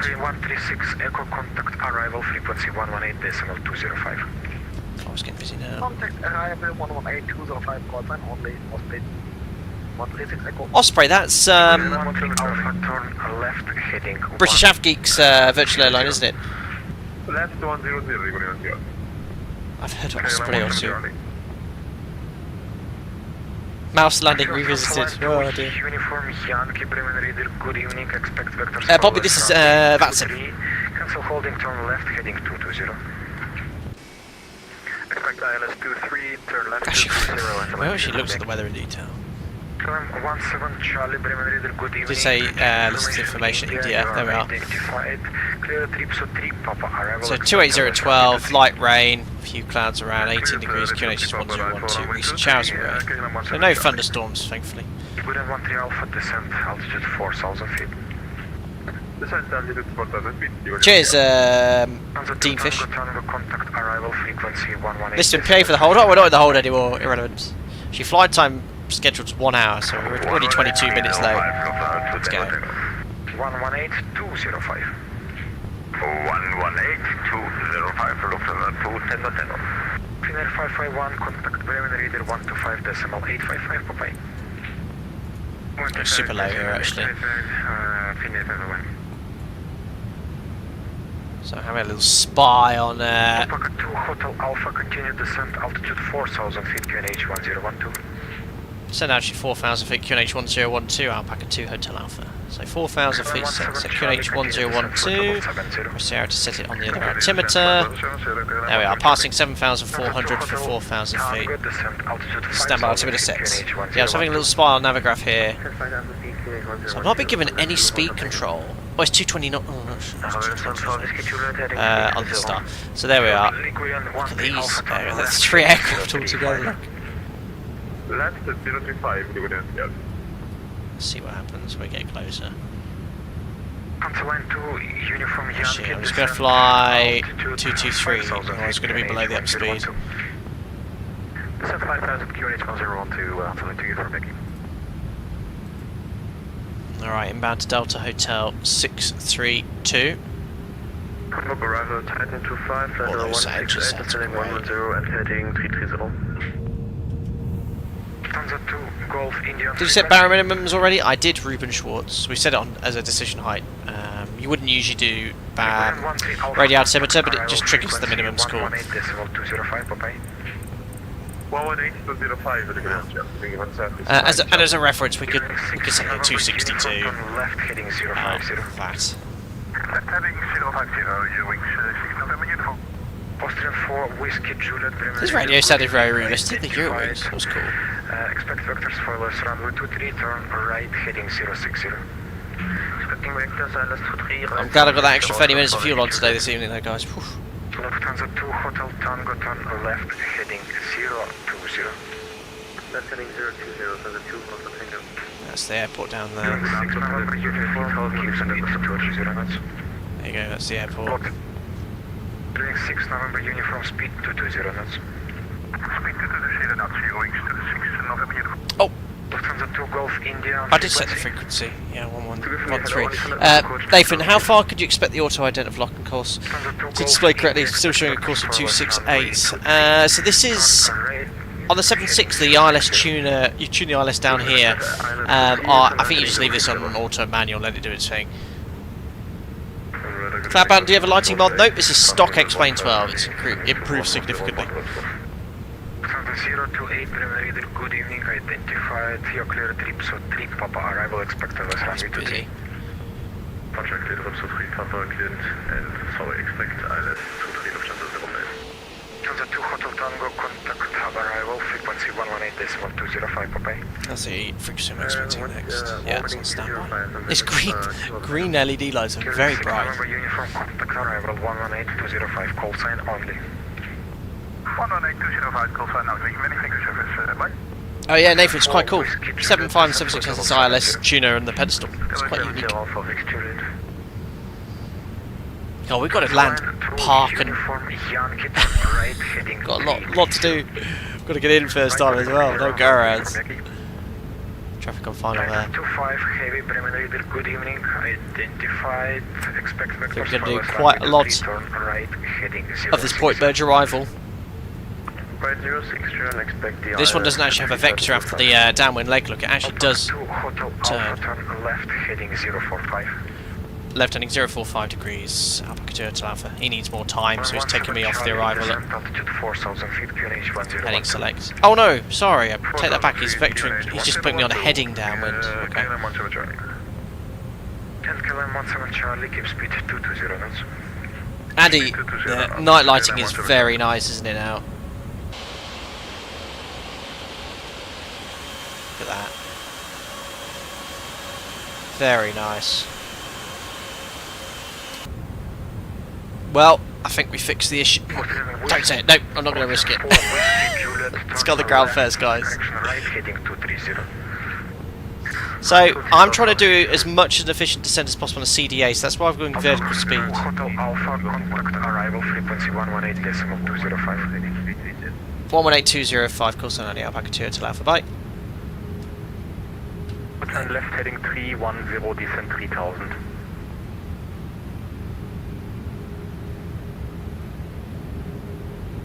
Lufthansa 2 Tango Tango, left heading 310, descent 3000. Left 310, descent 3000, Lufthansa 2 Tango Tango. Alpaca 2 Hotel Alpha, good evening. Hello. Alpaca 2 Hotel Alpha, arrival, hello. Oh, hi. During 7 Golf X-ray, No VSD on these old birds, no. Nothing to fit on that CRT screen. Good suggestion, Andy. Yes, Australia and... now, Monday morning, potentially I could do a stream. I'm on standby, early standby, starting at 4 in the morning, so if I don't get called, I could do a stream early.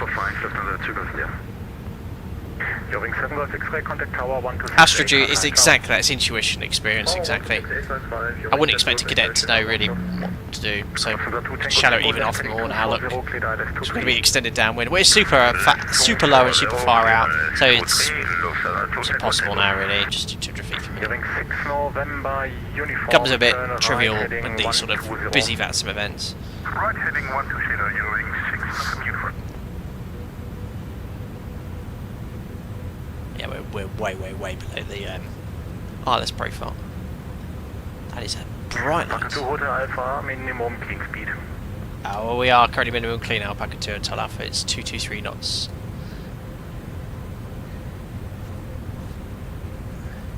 Lufthansa 2 Golf India, turn left by 10. Left by 10 degrees, Lufthansa 2 Golf India. Dean Fish, yeah, I think Fearless. I'm yearning a bit of Fearless. I won't bring it to Hamburg on a day like this. But does the Fearless have a default? Oh, I know it has this third-party FMS. Oh, I might have a little play with that. Can't be any more difficult learning how to fly Starship. Nathan, what about one's brave? Yeah, I'm thinking that. But VREF full flaps, 143 knots. Yeah, you know what? There you go. That's what the performance said was okay though. So now we're being extended downwind on the heading. Okay, we can sort of build a picture looking on Navigraph what's happening. I'm going to be slotted in behind this aircraft most likely. Coming in from Manchester. EWG, who's that? EastJet? No. Don't even know.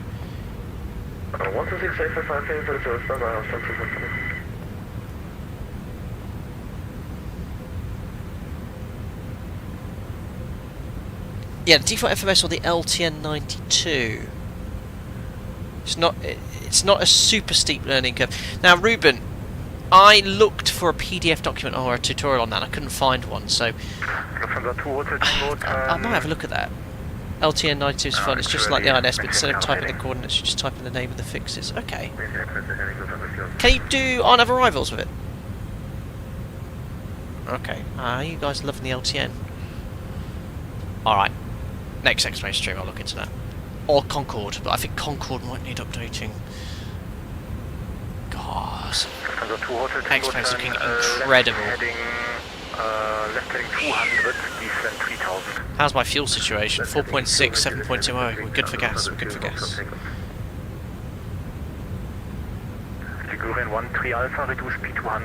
Okay, not on-nav. Okay. Can you extend the centre line in the add-on?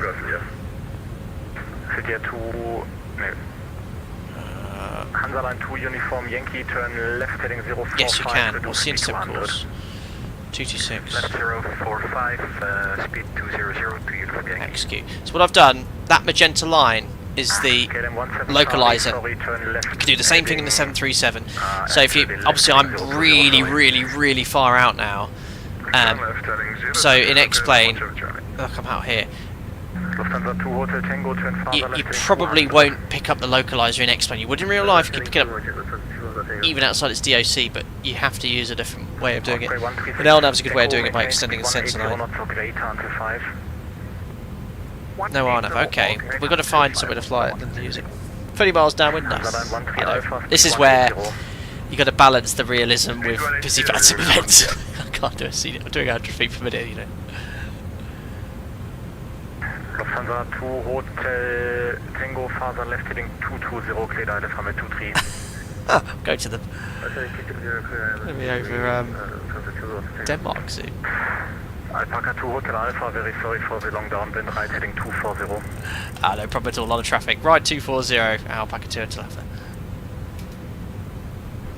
Osprey 136 Alpha, contact tower 126.855, ciao. Tower 126.855, Osprey 136 Echo. Super busy. Hansa Line 13 Alpha, reduce speed, now 160 knots. So I've not been told to intercept anything. Just going to go 30, Correct, KLM 17 30 degrees here.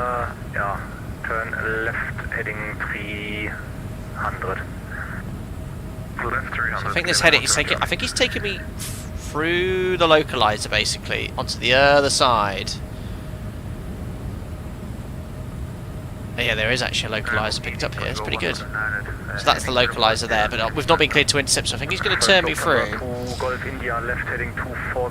localizer, then to intercept the other side.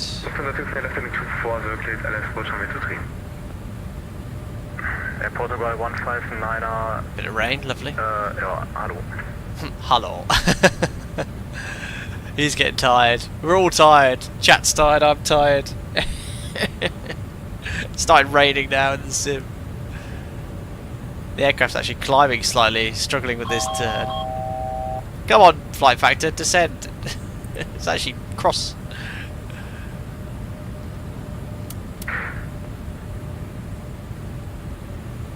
Alrighty. So on the other side, Hansa Line 13 Alpha, contact tower 126.855. there's good spacing between me and the aircraft ahead at least. KLM 17 Charlie, turn right heading 060. Right, 060, KLM 17 Charlie. Lufthansa 2 Tango Tango, speed What's 180 knots or greater until 6. That's not the glide slope. Wait, where's the DME by the way for the ILS? Or is it an, on... No, it should be DME and in IDEN, India Hotel Whiskey. Lufthansa 2 Golf India, speed 220. And speed to 20 Lufthansa. Did he clear me onto the localizer on this heading? I think he just said turn right heading 240 degrees, didn't he? 0 to 8 arrival, hello. Almost on the localizer. Lufthansa 2 Golf India, make it right heading 250 to intercept. At a VNAV path? No, VNAV's just no use, not on path. Out capture, there we are. What did I say? Did I say PDF? PT! Sorry, Harry. Is that what I said? 160. Alright, turning 160, okay, then 120 Charlie. Okay, I've got the expanded scale for the localizer. There we are, glide slopes now. Hansa Line 2 uniform, Sensible. Yankee, left heading 030. I mean, I am so far out.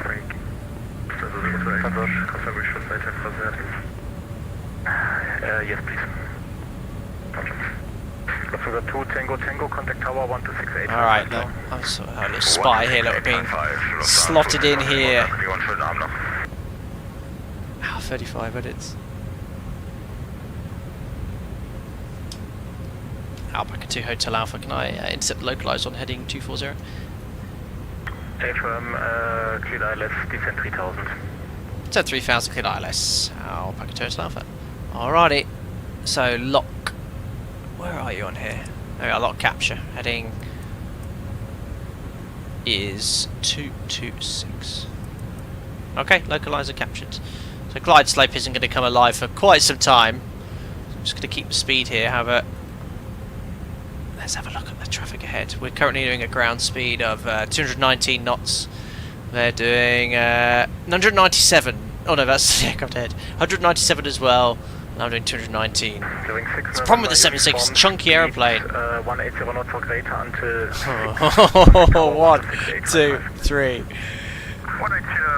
or greater until 6 in contact tower 126 many thanks for the great service in your wing 6. I'm gonna have to go flat 1, guys. Otherwise we're gonna be right at the chuff of this aircraft. KLM 17 Charlie. We'll fly the flat 1 speed. Heading 200, cleared ILS runway 23. 200 and cleared for ILS 23, KLM 17 Charlie. Hansa Line 2 uniform. I do not want to go around. Heading 260. Cheers, Andy. PFD. PDF. Adam, you said earlier there was a difference to descent breaches in the US. Yes, those guys like get cleared approach, cleared to descend with the arrival, or descend via the star, and you just down you go. In Europe, you have to be cleared, but as per altitude. All right, ground speed now is 195 knots. Little spy on Navigraph. 206. Great, spacing. He's going 232. To be fair, I've not been told to fly any speed apart from minimum clean, which was fast in the 76. KLM 17 Charlie, turn right heading 260 to intercept down to 3000. 260 and intercept down to 3000, KLM 17 Charlie.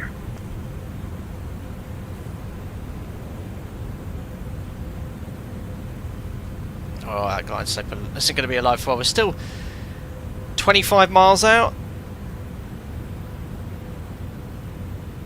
Someone about to go right over the top of me at 6,000 feet. According to Vatsim, can't see them. God, it's some serious crab actually. Look at that. Yeah, 32 knot headwind.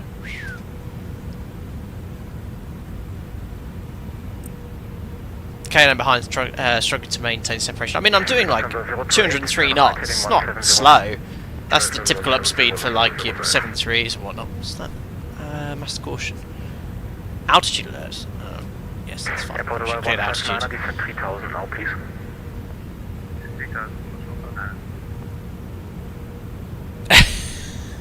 Nathan, yes. 2 uniform Yankee, speed 200 knots. Speed alright, 200 knots. God, serious amount of traffic, but there's the runway. China 115, X-Plane looks so much better now with default airports. Can you remember how they used to really stick out like a sore thumb? Lufthansa 2 Hotel Tango, speed 170 knots or greater until 5. Speed 170 knots or greater until 5, Lufthansa 2 Hotel Tango, contact tower 126855, ciao. God, so busy. 126855, 2 Hotel Tango, right. Looks amazing though, look at that. Lufthansa 028, right turn heading... It's been incredibly inefficient this flight. Speed 200 knots. Look at the attitude I'm having to maintain, even with flat 1, for level 5 that's 6 degrees nose up. Stroll the missed approach in an interesting fashion. It's basically straight ahead, 5.5 left turn. It looks like some sort of fish hook on here. Interesting. Could I upload me something Q&H related? No, it's just saying I'm 200 knots to 10 miles Alpaca Total Alpha, or 203. I can give him, yeah, I think I can give him that actually. The F, there you go. You can have 201. Uniform Yankee descent 4000. Descent 4000, Hansa Line 2 uniform Yankee. Hansa Line 2 uniform Yankee on heading 210 cleared ILS runway 23. Busy. On heading cleared ILS 23. Come on, guide slow. Hansa Line 2 uniform Yankee, make it left heading 200 to intercept, please.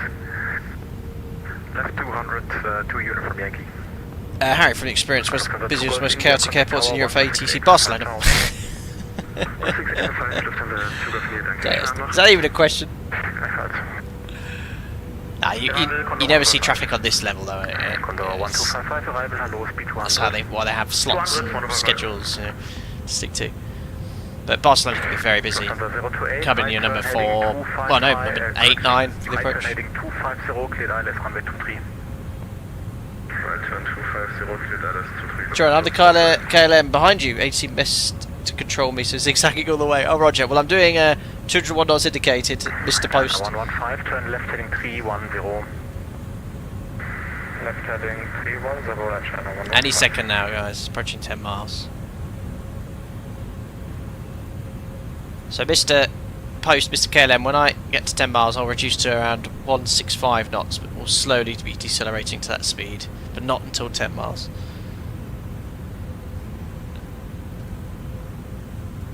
Oh, I've been on this localizer for what, 7 hours? It's the longest time I've ever spent on any localizer, both in real life and virtually. I can feel the radiation from it penetrating me. Alpaca 2 Hotel Alpha, speed 170 knots until 5 miles final. 170 knots till 5, Alpaca 2 Hotel Alpha. Glide slope alive, flat 5. 200 until 10. Arming approach. 200 until 10, KLM 1 Charlie. And flat 50. Which in the 7-3 will be non-standard without gear. China 115, turn left heading 250, cleared ILS runway 23, descent 4000. China 115, left heading 250, cleared ILS. Right, glide slope capture, missed approach altitude 4,000 feet. 028, descent to 3000. 3000, 02. Just a little bit of speed rate, I'll be off there with speed. Well, I love the little vibrations. Alpaca 2 Hotel Alpha fully established. Alpaca 2 Hotel Alpha, contact tower 126855, ciao. 1268558, ATC, Alpaca 2 Hotel Alpha, bye. Hold short of Zulu 1. 170 till 5. Contact Hamburg April 121, decimal 705. Where's the DME on here? Zulu 1, Zulu 3, cross 33. There's the radio altimeter. Ah, here it is. Good enough, ciao. Alrighty. Hamburg Tower, hello, it's Alpaca 2 Hotel Alpha, ILS 23, 7 miles. Alpaca, extraction. What's it called, sir? It's Alpaca 2 Hotel Alpha, it's very unique. Okay, so, let's go then. Alpaca 2 Hotel Alpha, walk down low. 1 mile ahead, check 2, there is 1 to knots. Continue approach, Alpaca 2 Hotel Alpha. He ain't heard of us. What's your call sign? 2 Opinion approaching traffic is trying to vacate and 2 is 1 to knots, runway 2, picket land. He's trying to vacate, picket land, love it. Alrighty.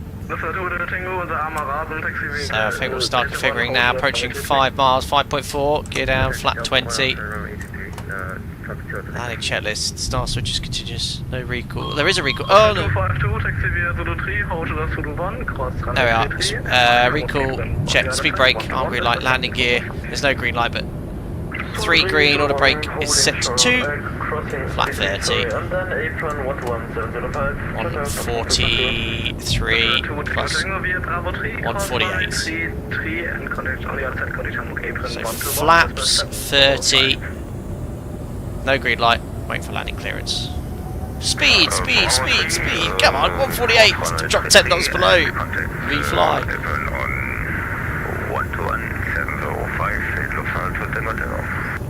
Oh, you'll learn us after overload, Andy, that's for sure. Right, disconnecting all the throttle, my thrust.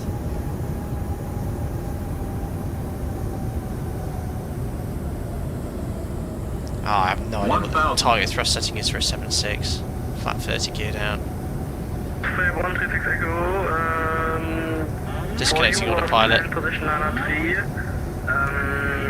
Actually, okay, now traffic is falling. Okay, all mine. Yoke cab, oh, sorry guys. 136 Echo. Taxi to position 903 via No idea what the wind is. Golf. Getting a bit hard on the glide. Right, Yankee 1 Golf, Yankee 3. 136 Echo. Crikey. Tower KLM 17 Charlie. Left of centre line. Wow, how amazing does that look? 500. Disregard. Continuing approach, Alpaca 2 Hotel Alpha. Continuing. Wacker 2 or Alpha, traffic disconnected, spin 2 as one route, summit 2, take it left. 83 can land, Alpaca 2 until Alpha. Whoa, tight. Continue. Two stations, Very nice. Here we 100. go, smidge high. 50, 40, 30, 20, 600 from your Bravo 3, cross runway 3, Bit high. Come on, come on, come on. Come on. Come on. Oh, there we go. Alright, speed brakes up. Reverses. Begin 13 Alpha, taxi via Zulu 3, house 100 knots. and contact Hamburg apron. Manual braking. 80 knots. 60 knots, catch reverse. Ladies and gentlemen, welcome. Oh, I'm going to miss that exit. Oh no. Oh, I'll take the next one. Welcome to Hamburg. Got to take this next left. Lufthansa 2, Hotel Tango, taxi via Zulu 3, house short of What's that aircraft there? cross runway 33, and on the other side contact Hamburg apron, 121, display 705. Taxi 0301 and we'll cross runway 33. Alright, that wasn't where I wanted to exit, but oh, it was a heavy plane. Osprey 136 Echo, give way to Turkish Boeing 737. Okay, Alright. 136 I don't think I caused any go-arounds, guys. Big float, I know. Yes, watch out. Hamburg Tower, Portugal 159, short file. Hamburg 159, Hamburg Tower, Moin, the 2 is Oh, it's massive gap. It's It's the KLM, but... Land to 3, Portugal 5. Oh yeah, Portugal. Alpha, taxi to position 83 via Delta 1 and Yankee 1. Position 83 by Delta 1 and Yankee 1, Alpaca 2 until Alpha. Position 83? What is this? Thanks. So Delta 1. From Yankee to Uniform Yankee, Hamburg Tower, Moin, check 2. Yankee 3 was it? Delta 1, Yankee 1. Aberdeen 07, Delta 1 and Yankee 1. yeah, I was just trying to call you. I Flaps don't know if up. you were what we could see earlier. Landing parameter 3. Alright, speed brake slowed. Transponders out off. Charlie holding short on the runway 2T. Charlie Hamburg Tower, Moin, number 2 departure. Oops, no, I want those on. 6 Charlie, clear for Oh. departure. Negative, Turkish 6 Charlie, you unplanned as number 2 for departure. There we go, I did something. To say yeah? So here's Delta You 1 on the left. unplanned as the number 2 for your departure. So there will be one more departure, and after you can expect your departure. Okay, I think I've done most of the taxiing Runway flight. 2 for departure. And this is the So, Aerosoft scenery at night. just so you're not confused. Very So nice. Just be one more departure, The main and apron's after too full you for can- heavies. Ah. I will call you for this. God, can you guys hear these mopeds going past my house? Chaps.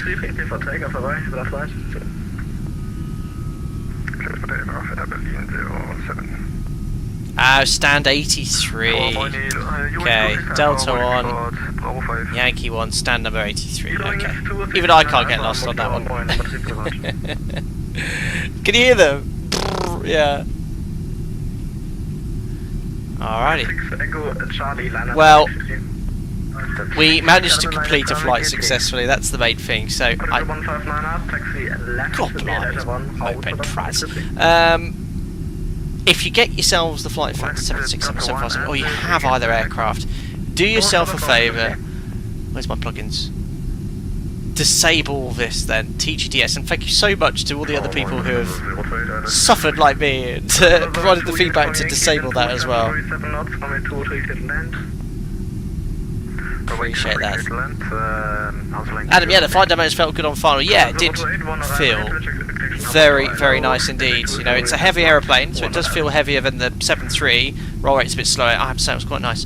I was trying to get the butter in there. I was holding off the flare a little bit naughty, but yeah, it's a good. They've improved it because there was an issue with this aircraft and the 7.5 with pitch for quite some time, but I think they've made some changes. So, remote stand for us, stand number 83. Start applying a little bit of brake. Oh, spacing there's not great. But yeah, look at the main apron. So many aircraft. Sounds on this are very nice as well.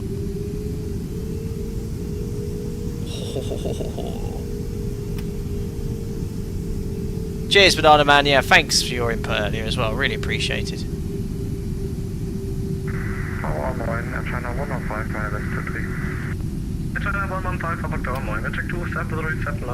Ah, the lighting is superb.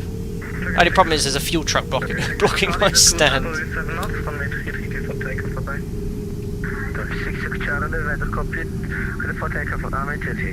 There's stand 83.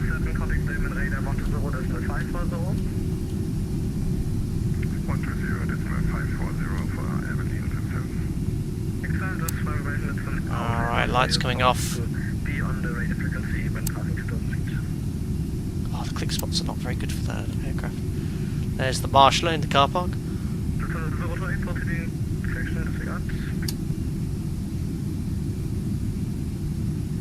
Very nice. I'm very pleased my taxi on to stand for the 7.6. Look at that.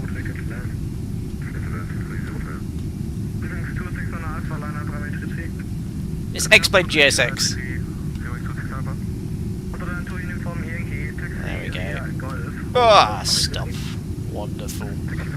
Alrighty, parking brake is set, and APU is already on the bus, I think. We can now turn on that. Oh my goodness me, that'd have been too much had it been in flight. Domes on, APU generators on, ladies and gentlemen. Welcome to Hamburg, Germany. Oh my goodness me. What an adventurous day we've had. Ah, very nice. Such my eyes. It was so bright. That's a very bright beacon light, impressively illuminating inside the engine as well. And my my wingtips. Alrighty, alright, let's conclude this flight. So engines have spooled down. Let's release the seatbelt signs to off. There we are. Beacon light can come off. There we are. Transponder 2000 standby.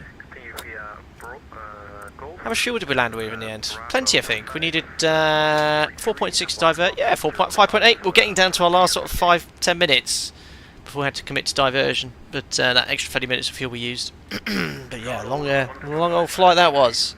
There we are. Well, you can turn off the engines before watching the replay. I never knew. Yeah, you could do all that in X-Plane. It's pretty good. Right, let's have a look at New Sky. Oops. Close flight. Let's have a look here. Ah! 9.96. What on earth? Oh, no. Was it that long a float? 9.96. Oh no, that's just that's no good. My 10s, it's just when you don't quite get a 10, it's very frustrating. Ouch. Welcome. Unbelievable. I'm trying to find some music. 12 meters from a perfect 10. Was it actually? You're joking. Does it give you that figure? Oh my god, it was.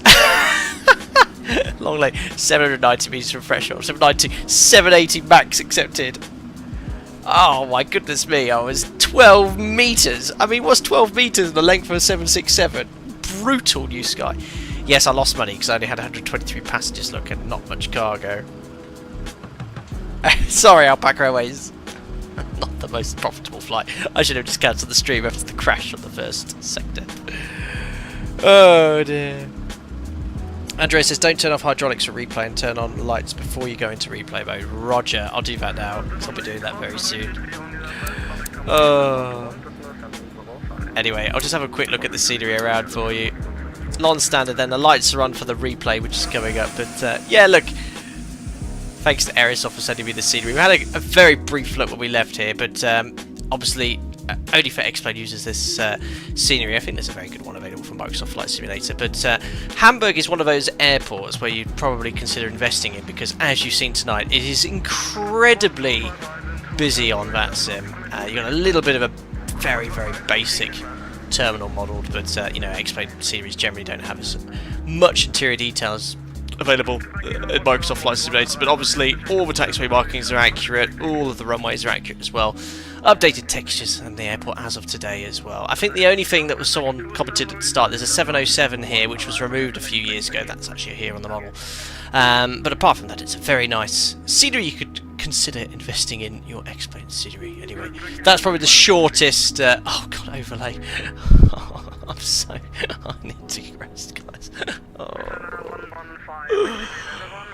Oh dear, sorry guys, couldn't see the overlay. You missed most of the scenery there. But yeah, you can see how busy it is here on VATSIM. This is event on VATSIM, what, every month, I think, or every week?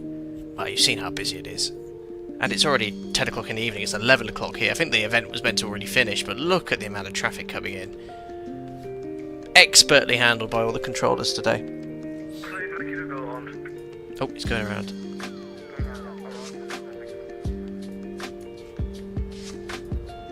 Condor's going around. Reason is... oh, is that the aircraft behind? Yeah, too tight.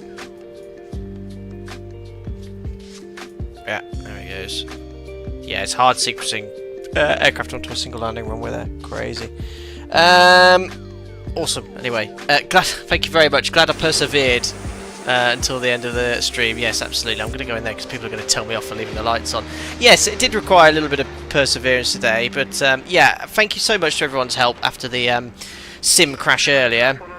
I'm pretty confident then that it was to do with this plugin associated with this add-on, which a lot of flight factors have reported since the latest beta, which...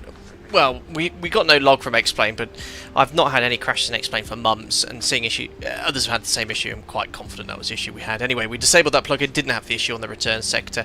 I still need to find out what's going on with my X-Plane though. Like I said, since I've gone to the latest full version, if I restart my PC, launch the sim, it opens up first time, but if I quit X-Plane and relaunch it, it will never open up. It hangs on the load menu, but interesting to know if other people have that issue as well. But you know, it's not usually a problem because I fire up the sim, just start my flight stream and go from there. But anyway, listen, thanks to Aerosoft for sending me a copy of this Hamburg scenery. I'm sorry it wasn't a huge detailed tour of it today, but it's a nice scenery, as I said. You can consider getting that if you're an avid X-Plane 12 user. But yeah, we're going to call it a day today because I'm absolutely exhausted after. Usually I plan a stream and then stream it the next day. I did it all today, so I've probably spent about 8 hours in front of my PC, all in all, with 4 hour stream and then 4 hours prep plus the issues today. So I'm probably not going to stream until I am off this weekend, but we're quite busy. So Sunday, I'm on early standby Monday morning. So if I don't get called for that, I might do something in the morning in Australia or something along those lines. But no, quiet. Maybe in the evening, if I'm not doing too much, I might do something. But as I mentioned, best thing to do is subscribe and hit the bell icon to be notified when I publish a stream. Follow me on social media. I usually post my streams there as well. Anyway, let's log off from VATSIM. There we are, disconnected. Great controlling as well from all the controllers as ever. And let's see if the replay works this evening. Probably not. This could actually kill X-Plane. Just make sure I'm doubly logged off of VATSIM. I am, and the overlay is off as well. Okie dokie. Let's see if this works. Turn that music down. Right, Alt-R. I reckon about there. UK's first wave holiday departure in real time Monday morning if you're not called out. Ooh, that would be early. Oh, you know what? That might be a good shout. But in the Felis 742, yeah? Could be. Nathan, is it possible? Let's see how many subscribers I've got. Don't say too low. Probably not. Hold on. Too low. Terrain. Too low. 1,000. It's reloading. 97,992 when I last checked. And it still is. I think most of you watching are subscribed already. Thanks, guys. Right, let's have a look at that. 500. Landing. I think it was a little bit of a floaty.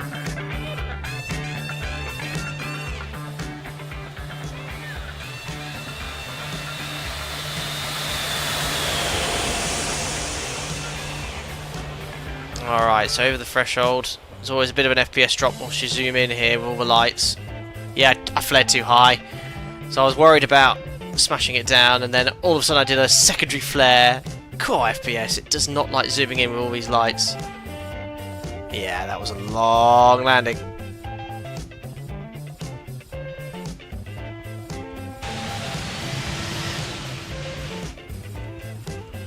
Let's have a look here.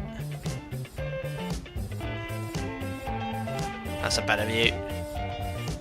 Love all the grass there, very nice. Oh, I flared way too high, guys. Should have descended another 20 feet. Boom.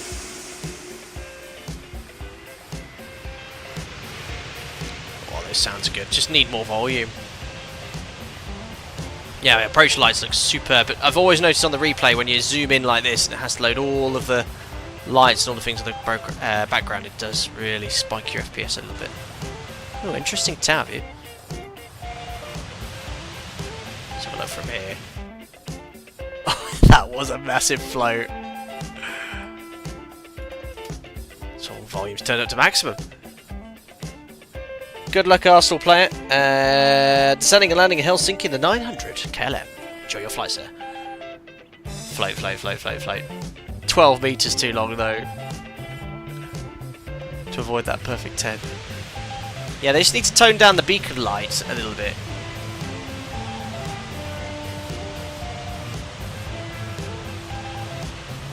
Alrighty, guys. Perfect. Nice sounds in here. Yeah, look at the lights way too bright on the beacon. They need to tone that down ever so slightly. Right, I'll put you a little bit further back here. Yeah, the night lighting in X-Plane is very nice indeed. Alright then, guys, well, thank you once again for tuning into another Flight Data Sim live stream. It's past 4 hours. Been a mega long one this evening. My apologies for the issues that we experienced earlier with the sim, outside of my control.